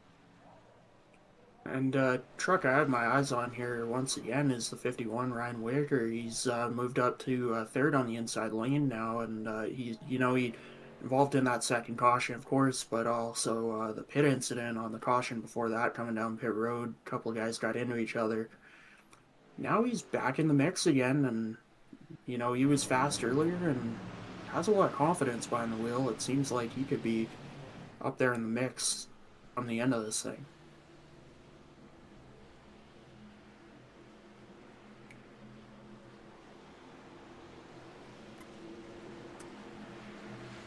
So we come down the backstretch here. Full Throttle Motorsports 1, 2, 4 with Lafort, Smith, and Wheeler, which is actually the top 3 in reverse order that we had just 1 week ago at Auto Club.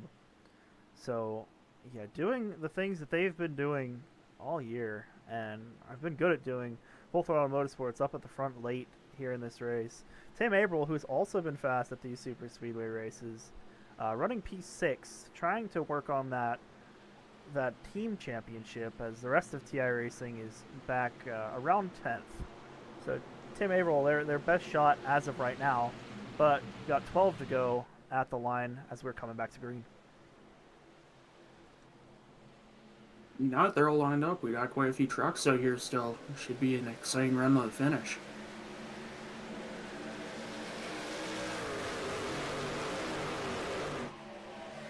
We see Joseph Smith get in line in that bottom lane very quickly.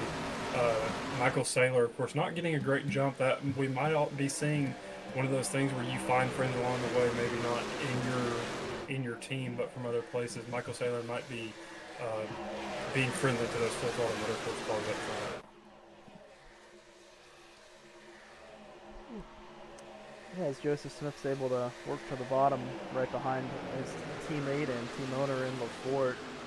Saylor back to third, and Ryan Whitaker shooting the outside, trying to get P3 for himself, sorry. And there's Tim Averill up and takes the opportunity to go low, as I believe we have a caution.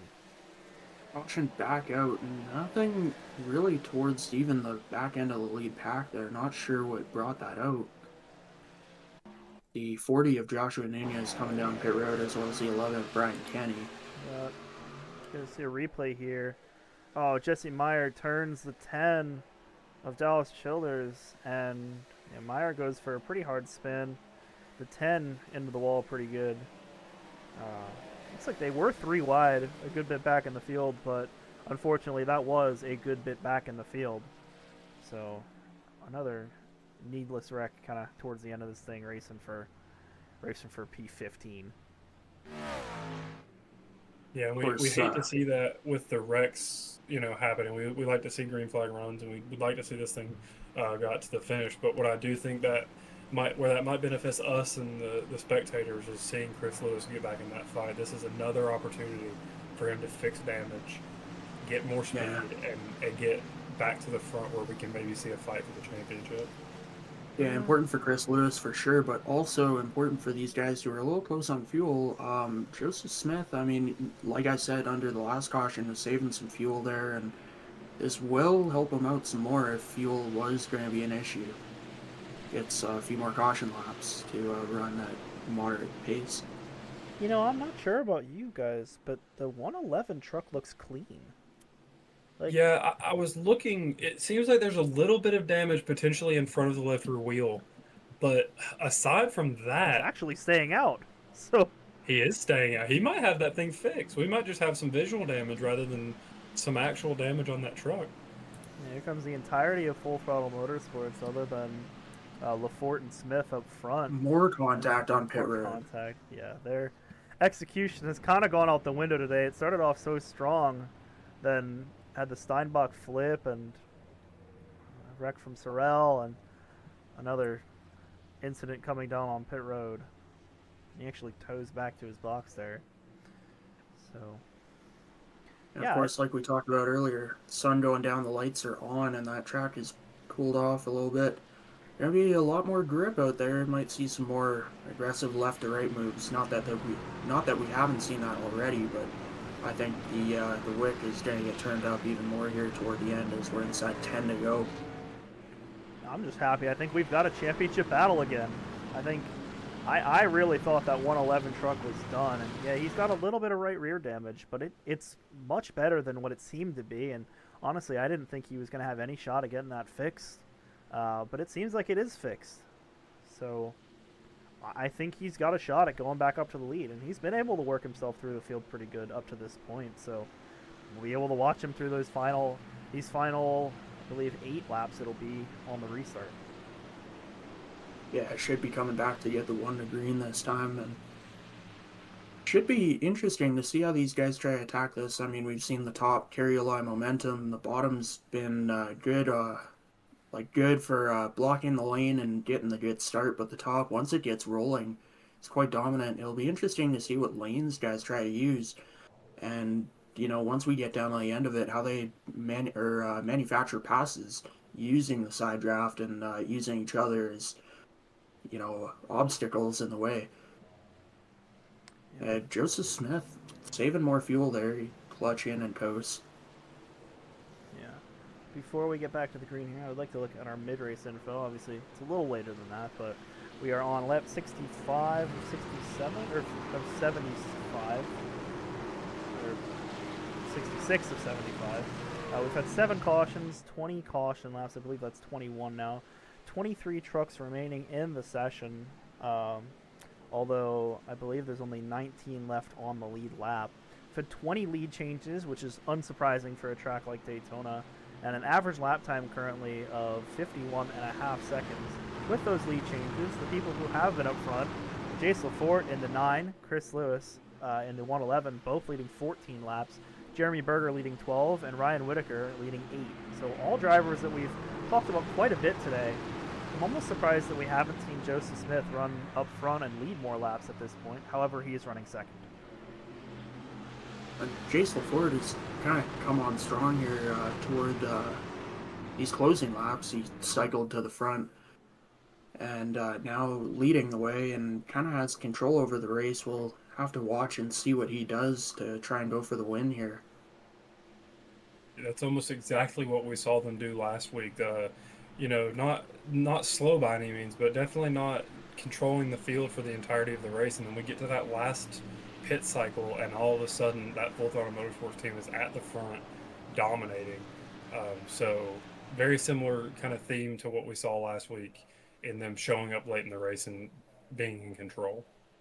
And these pushes are just going to get more and more aggressive. Guys are going to hit each other harder, try to get the speed going in their line.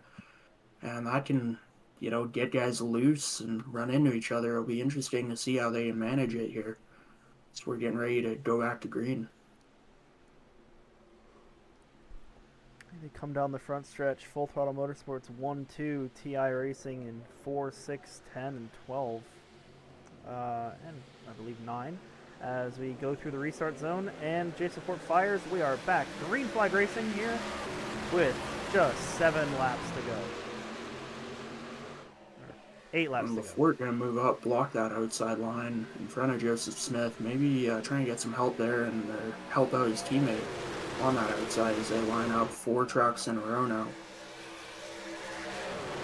Or in a line, rather. It's actually going to help out Chris Lewis with the top side being formed up there, or it was for a little bit, as he's on that top side. And it seems like the iRacing guys of Tim Mabrel and Drayton Cook are actually able to get to the outside of Joseph Smith.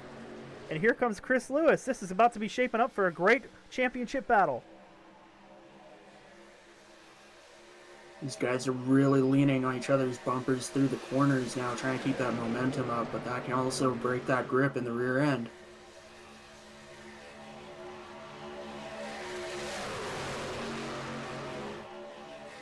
Almost looked like a third lane might be getting ready to develop here further back on the outside. Fort and Smith are starting to fall back, which is actually pulling Chris Lewis as Chris Lewis shoots the outside 3 wide momentarily. No, he stays up there.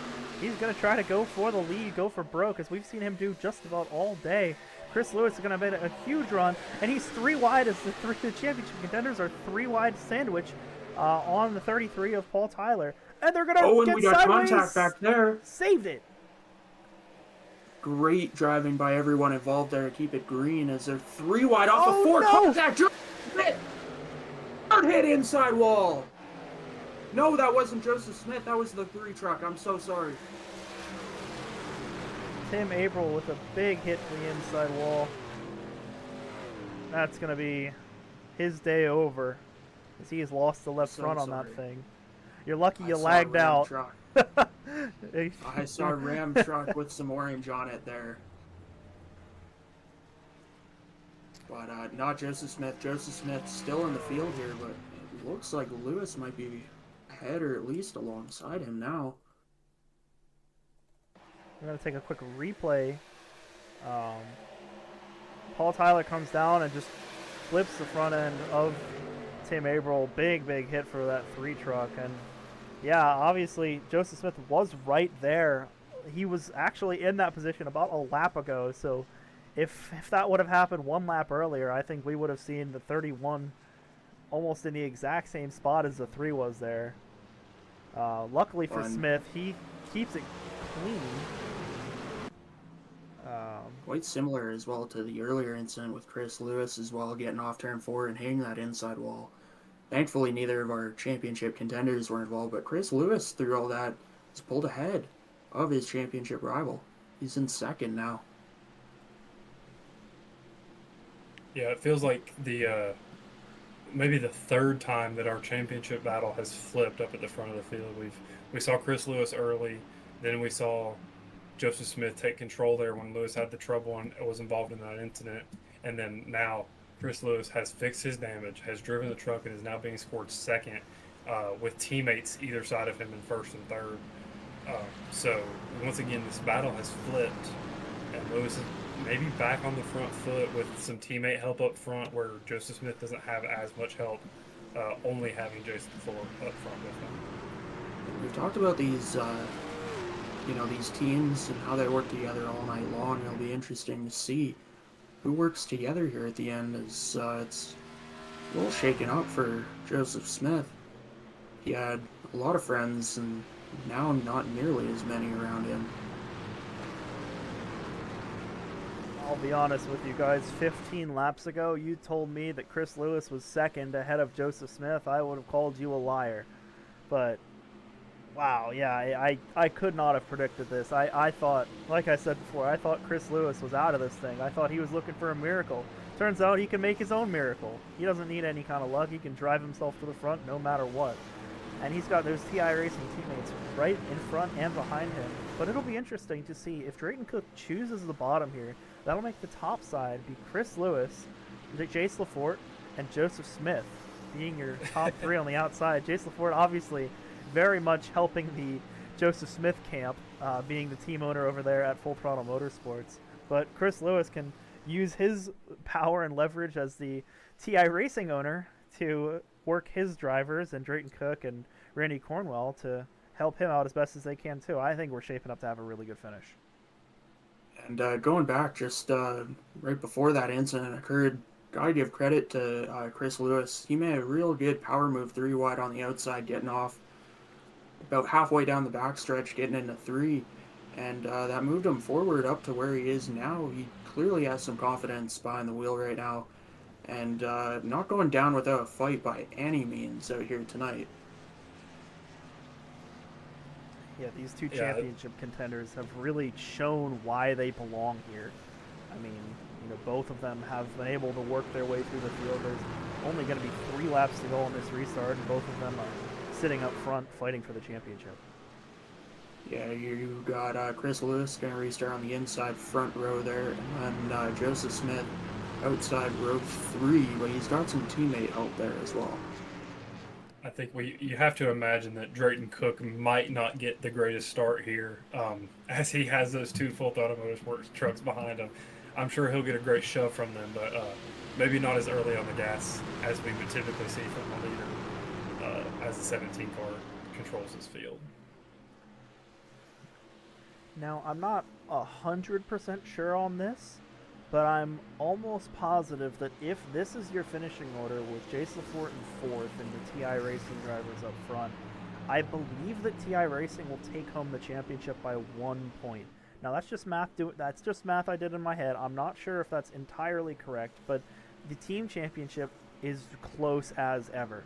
Only the top 2 drivers in each team get those championship points for their teams, and yeah, with that team championship being so close, it's definitely interesting to see. Another thing that's interesting to see, Drayton Cook did choose the top side to try to buffer Chris Lewis from Jace Lafort and Joseph Smith. It'll be interesting to see how Lafort and Smith try to attack this here. If maybe they try to work that 3rd lane, they have an extra lap of time than they would on green-white checkered here. So maybe a little more time to breathe and set up your move.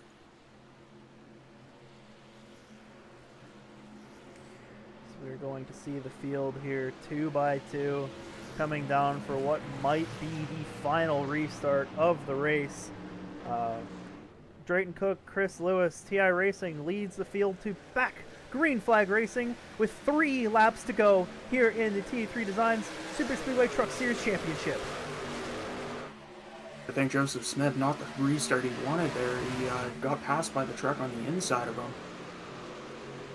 Chris Lewis, though, not the start he would have wanted either. Lafort going to pull out in front of him. And Joseph Smith having some connectivity issues back there, and it looks like P5. I can't really see what he's doing. He's blinking in and out. That's going to affect him as he almost gets turned, has to go down almost 3 wide. Jace Lafort on the outside trying to help him. But it's hard to see what's happening when he's not big even shot to the back of the 9. Lafort going to power to the outside, take the lead on the outside. It looks like a big shot getting into 3 there.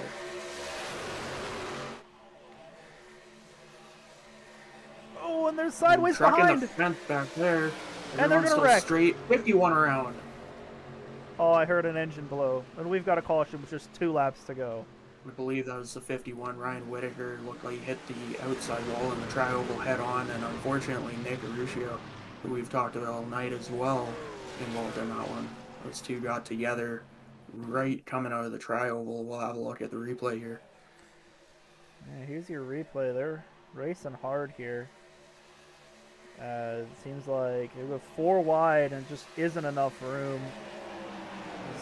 Yeah, we go bing, bong, and bang into the wall for the 36 of Aruscio, as well as Whitaker, and I believe that's the 97 of Aaron Beaver, who ultimately blew his motor there.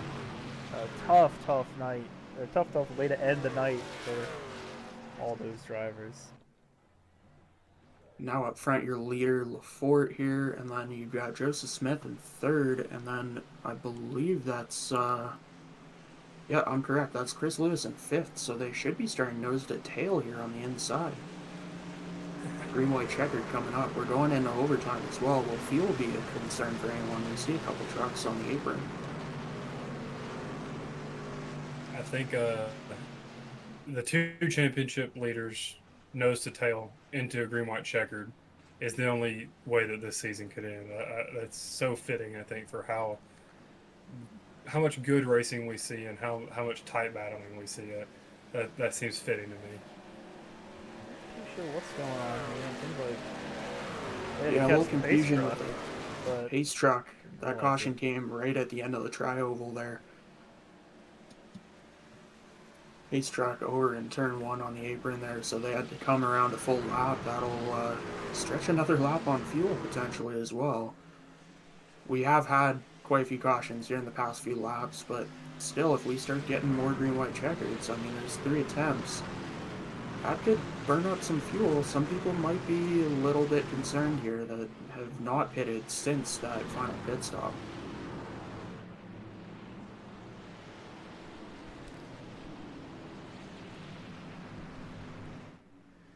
I do have to say, gotta take a moment to say it, these trucks look beautiful under the lights. A lot of great paint schemes out here, and of course Daytona is such a beautiful racetrack that we get to come to.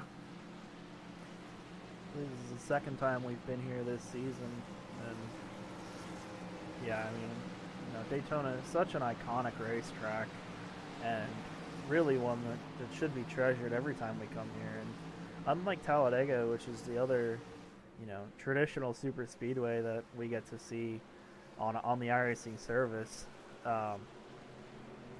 you can run Daytona under the lights. Because Talladega does not have those lights for nighttime racing. So Daytona, it really shows off how beautiful these trucks can look. And yeah, like you said, a lot of really good paint schemes. Full Throttle Motorsports with a whole new paint scheme lineup for that entire team. iRacing with their traditional trucks that still look real good. The red and black makes a really nice contrast, makes them easy to pick out on track, and I'm really loving that these teams are so coordinated with their paint schemes. It's really helped to identify where they are and who's running with who. As it seems like our relevant drivers here choose to stay out under this yellow. Yeah, I don't know that any of our championship drivers or any of the members of the teams that are in the battle for the team championship can really afford to give up any track position. So, and I believe we're all good on fuel here with how many caution laps we've had at the end of this race. So yeah, I think we're going to see these guys stay up front, and go for the win for both the team championship, the driver championship, and the race. Yeah, as Larry McReynolds on Fox likes to joke about, pit crew is done. They're back in the hauler. They're watching on the TV. They're eating ice cream. You're not coming back to pit road unless you're done. Exactly. A rude awakening, though, if you do manage to run out of fuel in this thing and come down pit road and crew's all undressed eating ice cream. That would be a heck of a shock there. But like I mentioned with the team championship, last yellow, the way they were sitting, I believe it was iRacing that would take home the team championship. This time, there's no math needed here. If they keep it like this, Full Throttle Motorsports will be your team champion, with Jace Lafort up in first and Joseph Smith in third, with that lead already established. That's not going to be enough for iRacing to pass them. But yeah, like you were saying, Tyler, having the two championship contenders of Smith and Lewis lining up bumper to bumper here with just 2 laps to go on this restart is they're going to put on a show. Yeah, the crews may be eating ice cream, but our ice cream is watching the finish of this race. This is going to be a treat. I like that. Yeah, I think with these drivers and these trucks, even if Chris Lewis was starting last or Joseph Smith was starting last and the other one was starting, I think you'd still somehow see a fight to the end. So just having them start so close together it just puts that cherry on top of our treat that Jay mentioned. I'm curious to see what some guys further back in the field might do. I mean, we just got done talking about the prestige and how beautiful this racetrack is. Daytona is such a special place. I mean, you got the airport in the background. You got jets coming in and landing all night long. And, these giant grandstands, all the history, all the fame. Everyone wants to win at Daytona. It doesn't matter if you're not in the championship fight. You still want to take home a victory. Do some burnouts on that front stretch in front of this crowd. I think they're going to be going for it. Oh, absolutely. And it's interesting. We've been talking about the teams and the championships so much, and obviously those teams and championship contenders are up front here. However, the one driver that's not really involved with that is Lucy and Thompson, who actually brought out the yellow earlier coming down to pit road, finds themselves in second place on this green flag or green white checkered restart.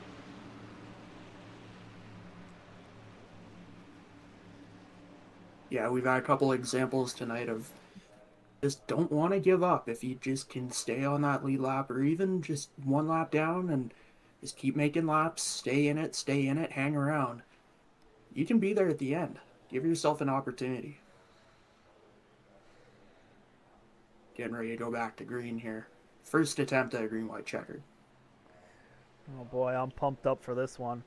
For anyone who hasn't watched or hasn't seen a green white checkered in the past, it's pretty self-explanatory. We get the green flag, then the white flag, then the checkered. If they get a yellow flag before we make it back to the white, then that is the end of the race.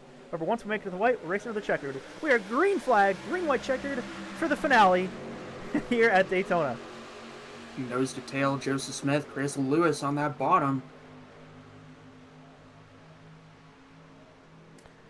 Bottom lane gets away well. It's going to be a 4 or 5 truck breakaway maybe. And look at that, top 5. You got Full Throttle Motorsports 1-2, TI Racing 3-4-5. And here comes Chris Lewis to the outside. Right now, I think you have to say advantage Chris Lewis. Of course, we've got LaFord up there with Joseph Smith, but Joseph Smith with no pushers. Joseph Smith struck big time there and now moved for the lead by Chris Lewis. And Randy Cornwell goes to push as a teammate. Oh, Jace LaFort left out to dry as dooring each other. They're going 3 wide for second. And here comes Jeremy Berger trying to take the race win and spoil it from Chris Lewis. White flag is in the air. We're racing back to the checkered. He's going to get back here first. They're 4 wide on the apron, getting off into 1. Smith is pinned in. He's pinned in between too many TI Racing drivers. Oh, no. And there he goes. With Joseph Smith around. The fight for the win is still on. Now, Jace LaFort's going to have to do anything he can to try to almost wreck Chris Lewis. As the league owner, you don't want to do that, but, you know, you got to do everything you can for your teammate here. As they're coming through 3 and 4 on the final time. Lewis going to get a shove here. Will he have the momentum off the bottom? They wreck again in the back. Oh, Chris Lewis almost gets turned. It's going to be Jace LaFort at the flag for the win. Chris Lewis is going to be your champion, and I have no idea where the team standings ended up. What a wild green-white checker there. Great to see those guys kept it green for... Well, he kept it green. Unfortunately, that crash off of 2 there on that final lap. Chris Lewis, gotta give it to him. What a way to fight all night long. What a job. The 111 of Chris Lewis came into this race as the underdog, came into this race as the 10 seed in the playoffs. Hard fought all the way through this playoff bracket system. Joseph Smith, definitely the Goliath of this matchup, coming in as the 1 seed, but it seems like David has bested him today. Chris Lewis in the 111 takes home, I believe, P4 at the line, and will be your Season 2 TA3 Design Superspeedway Truck Series champion. What a race. What a finish. That was fantastic. I always wish that Smith would have been closer there at the end, but going down to the final lap, you know, these 2 drivers were as close as they were, taking the white flag. That's almost as good as you can ask for when it comes to a championship battle like this. As Chris Lewis goes and burns it down on that Daytona infield. Jace LaFort also burns it down as he won the race here tonight. Obviously, I'm sure those celebrations would be more I was gonna say they'd be more excited if Joseph Smith would have taken home the victory, but it seems like they were excited regardless. So. Yeah, a race win at Daytona is a race win at Daytona, no matter what your teammate does in the championship. So Jace Lafort for sure needs to be proud of himself and did a great job getting to the front of that field and winning that race, despite the team or the drivers' championship outcome. I have to.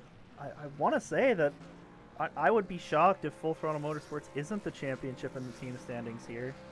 As yeah, Jace Lafort with that win, I believe that does give Full Throttle Motorsports the championship. So congratulations to everyone in that Full Throttle Motorsports squad on getting the team championship today, and congratulations to Chris Lewis on being your driver's champion. Let's take a look at our finishing results here in the TA3 Design Superspeedway Truck Series at Daytona. Jace Lafort is going to be your winner in the 9 truck. Jeremy Berger comes home in P2, just 1/10 behind. Dakota Crawford, 3rd. Chris Lewis, your champion and league owner, P4. Drayton Cook in 5th. Joseph Smith, 6th. Nick Wheeler, 7th. Dalton Wilson, 8th. Colton Sorrell, 9th. And Ryan Whitaker rounding out your top 10. Coming home in 11th place is the 16 truck of Carson Wong. Following him in 12th is Lucian Thompson. In 13th, Randy Cornwell. In 14th, the 11 truck of Brian Kinney. In 15, the last driver to finish on the lead lap is the 38 truck of Michael Saylor. Behind him in 16th place, finishing 3 laps down, is the 14 of Jesse Meyer. Finishing 4 laps down in 17th is Quentin Steinbach, who we saw upside down at one point. And then in 18th position was Nick Aricho, finishing 6 laps down, and then a couple of cars finishing 6 laps down. In 19th, Aaron Beaver, 20th, Joshua Nunez. And then 20. Go ahead. Sorry, 21st, Tim Averill, 9 laps down.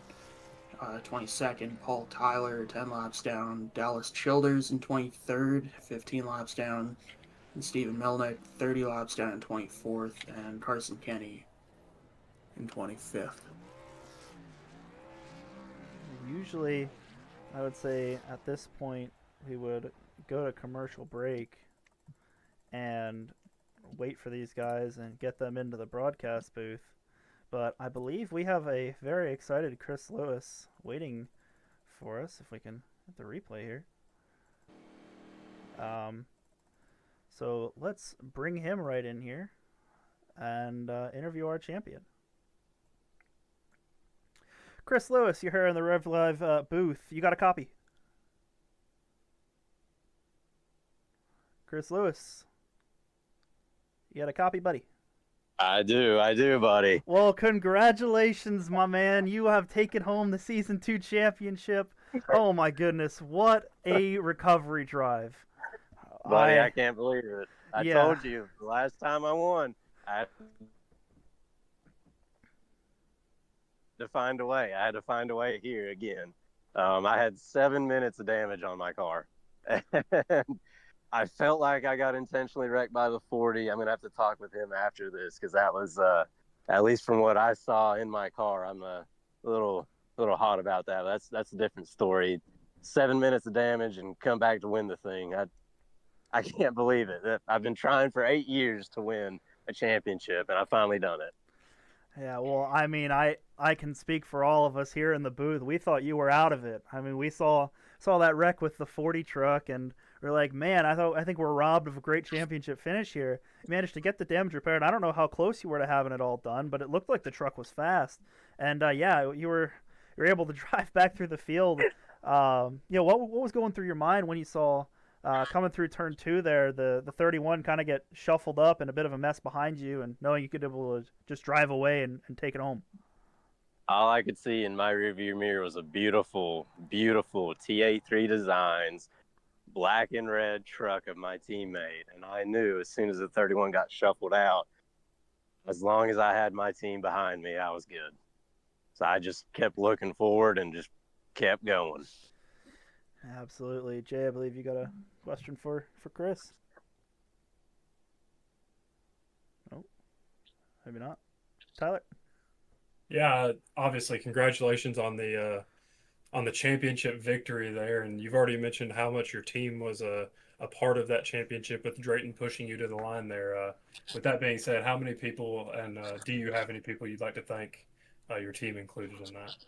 Yeah, just everybody at TI Racing. Without them, I wouldn't I wouldn't be up here with you guys right now. I needed them tonight. We got them. We all got together and we made it work. Got wrecked early, found a way. I can't thank my team enough. TA3 Designs, Corn Oil Barbecue Sauce, Moore's Heating and Air, just everybody that helps this team out. I want to shout out to Connor, my mom, my dad, Dennis, Caleb, Strata Italiano out in Asheville, and Asheville Rooftop Bar Tours in Asheville, and After 5 in Marion, North Carolina. We're going to have a big party here in Marion tonight, and I'm excited. And my mom and my dad, if I didn't say them before. Yeah, that's great. Congratulations again on the win, and I'm sure everybody will be partying for you. We hope awesome. so, buddy. Thank you, guys. Congratulations. Congratulations, Chris. We hope to see you in the booth then next season as well. That's it. I'm excited. Yeah, but we're going to be returning for season 3 of the TA3 Design Superspeedway Truck Series, and we're looking forward to that in just under a month now. And yeah, we're definitely looking forward to hopefully seeing you back in the booth in just a month's time. That's it. Hopefully we go repeat champion. That'd be awesome. Heck yeah, sky is the limit for you. If you are, congratulations on your championship, and go enjoy it, buddy.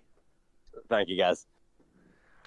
Was Chris Lewis in the booth tonight, and your champion here, the 111 hard-fought race after 75 laps of racing. I believe we went a little longer than that. 79 is your total for tonight. Let's now bring in your winner, Jace LaForte. Jay, if you'd like to take this one.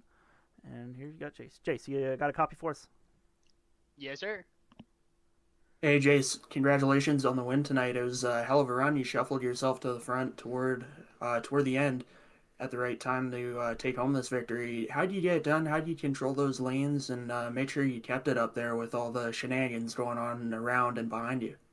Well, first off, I just want to thank God for this win. I also want to thank God for a great group of guys. Getting the team championship is absolutely a dream come true, and it's one of the many things on my bucket list. So one of them is to actually win a driver's championship. But yeah, it was just a crazy race altogether. You know, we initially had a strategy to just stay in the back and avoid all the mayhem, and actually had mayhem come to us at one point. But we were always just making sure that our team was, in line, had the same strategy.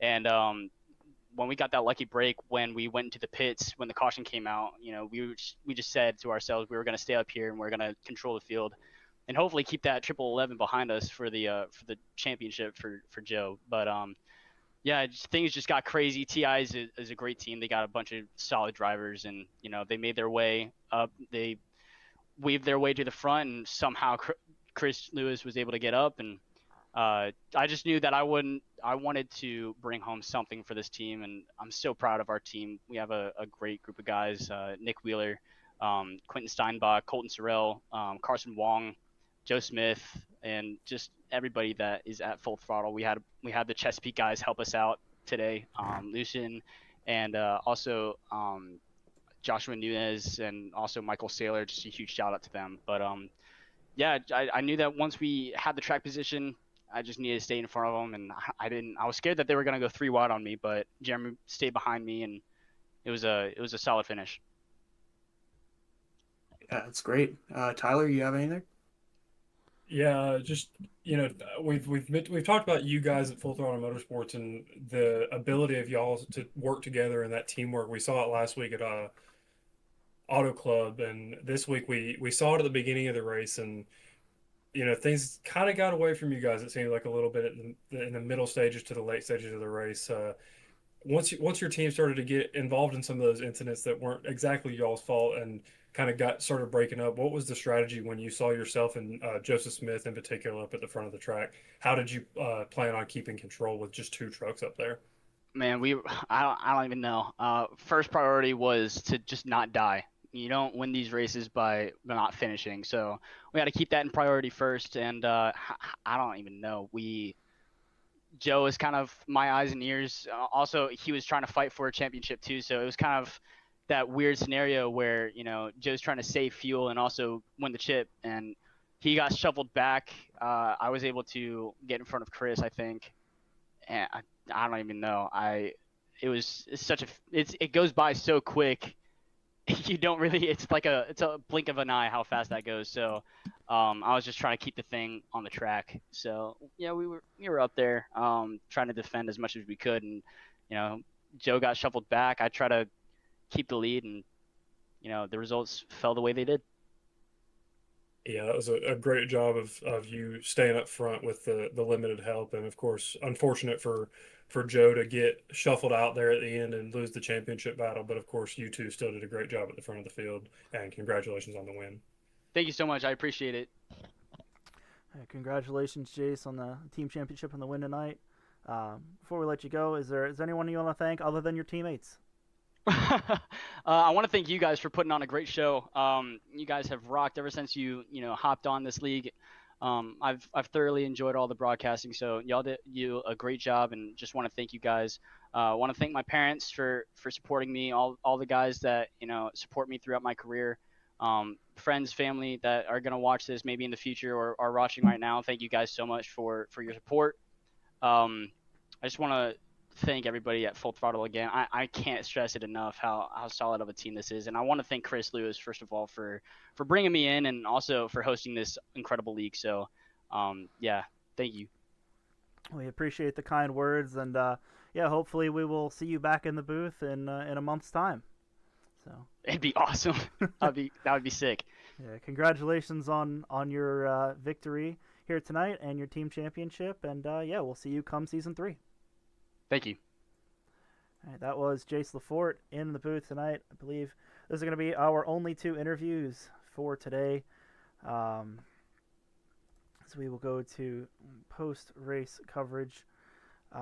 Heck of a season these guys put on, man. I mean, going through, and we only got to see the playoffs, but if the playoffs were anything to show for the rest of the series, I mean, we were absolutely treated to some great racing, especially for Superspeedway racing, and yeah, these guys are really able to put on a show for us all year. Yeah, absolutely, and it was a privilege to come in here tonight with you guys, filling for Paul Granada. Hopefully back here some more myself as well. Not got some stuff set up, but yeah, a great race. If that was any indication, it's a great show every week. What a race, and what a finale. That was a great way to end it off. Yeah, it was a great race and a great championship battle there at the end in both the team and the drivers' championship. And I do want to say congratulations to all these guys. These guys, week in and week out, they put on a great show. And I think my favorite thing about this league in particular is the teamwork that we see. We see these massive teams full of drivers that are all competitive, and they work so well together, and the team aspect to this is such a big part of it, and I love that about this league, and it just adds such a deep another element to the driving that we see out on track. Absolutely. No, it's definitely a pleasure being able to come into this league every week and watch these guys do great things, and yeah, definitely no exception tonight, as we've crowned a champion both in driver and in team, with Chris Lewis taking home the Drivers' Championship and Full Throttle Motorsports clinching up the Team Championship. With that being said, like I mentioned to Chris, we are going to be coming back for Season 3 of the TA3 Design Superspeedway Truck Series. And, yeah, looking forward to going and doing that, coming on, I believe it's May 28th is going to be their first race. I don't have the schedule in front of me, but one of the highlights from it is that we're going to be adding Monza Oval, which will be a new addition to the TA3 Designs Superspeedway Truck Series schedule, which will make for some great racing. And yeah, it should be interesting. Actually, quickly before we go, I think we've got Jeremy Berger, who seems to want an interview. He got second place tonight, so yeah, we can fit him in. We can make some time for him. Why not? Let me let's grab him in the booth real quick. Jeremy, you got a copy? I do. We were actually about to end off the broadcast. Saw you sitting over there, and we're like, we'll give you an interview. You got second, so yeah, congratulations on your second place here tonight, and how'd you manage to get it done with all the carnage late in that race? A hope and a prayer, honestly. I was just there for a good time, trying to be as close to the front as I could the whole race. Kind of just making sure I was on my toes, ready for anything that might happen. So. Yeah, for sure. And all night long, we were keeping an eye on you, that 21 truck, that beautiful Mopar paint scheme you got going on. Love that. But also, through the middle part of the race, we're leading laps and battling for the lead. It was fun to watch. How you, manage to stay composed through all that, even when you get shuffled back a little bit or shuffled forward, and, the plans start to change as the race goes on? Yeah, I kind of take really any racing I do is just I don't really think about anything. The only thing I think of is how I'm able to possibly get back to the front. And I knew since the top is what got me to the front, I was like, well, I mean, if I go back to the top, I probably have a better chance of getting back to the front by ripping the top. And then I don't really remember how I got back to the front. It was a combination of running the top and pit stuff. So. Absolutely. With no dog in the championship fight, how were you? Were you just kind of running for glory there, just going for the win, or were you trying to play some sort of strategy with those who were left? I've known Chris for a little bit, so I was kind of pulling towards Chris, but also at the same time, I was trying to run my own race and possibly contend for the win. Yeah, absolutely. Well, yeah, we appreciate your time up here in the booth with us. Before we let you go, is there anyone you'd like to thank now that the season is complete? Thanks for you guys for broadcasting. Thanks for TI for putting the league on. I had a great time all season. And my family and my friends for cheering me on. Awesome, man. Well, yeah, like I said, appreciate you taking the time to come in here in the booth. And congratulations on your podium run today here at Daytona. Thanks, guys. All right, and that was Jeremy Berger. So now we've got that interview done, and yeah, we can sign off for the season. Any closing remarks you guys want to make before we head off into the sunset? I think I had everything I was going to say all wrapped up, but now that we've got that interview out of the way, I think we can always count on that 21 truck and Jeremy Berger to put on the show. So I think it's just fitting that we end the season with him making his voice heard there. Yeah, I agree. And, congratulations to our winners, our team champions, and, of course, Chris Lewis, our overall champion, the driver's champion.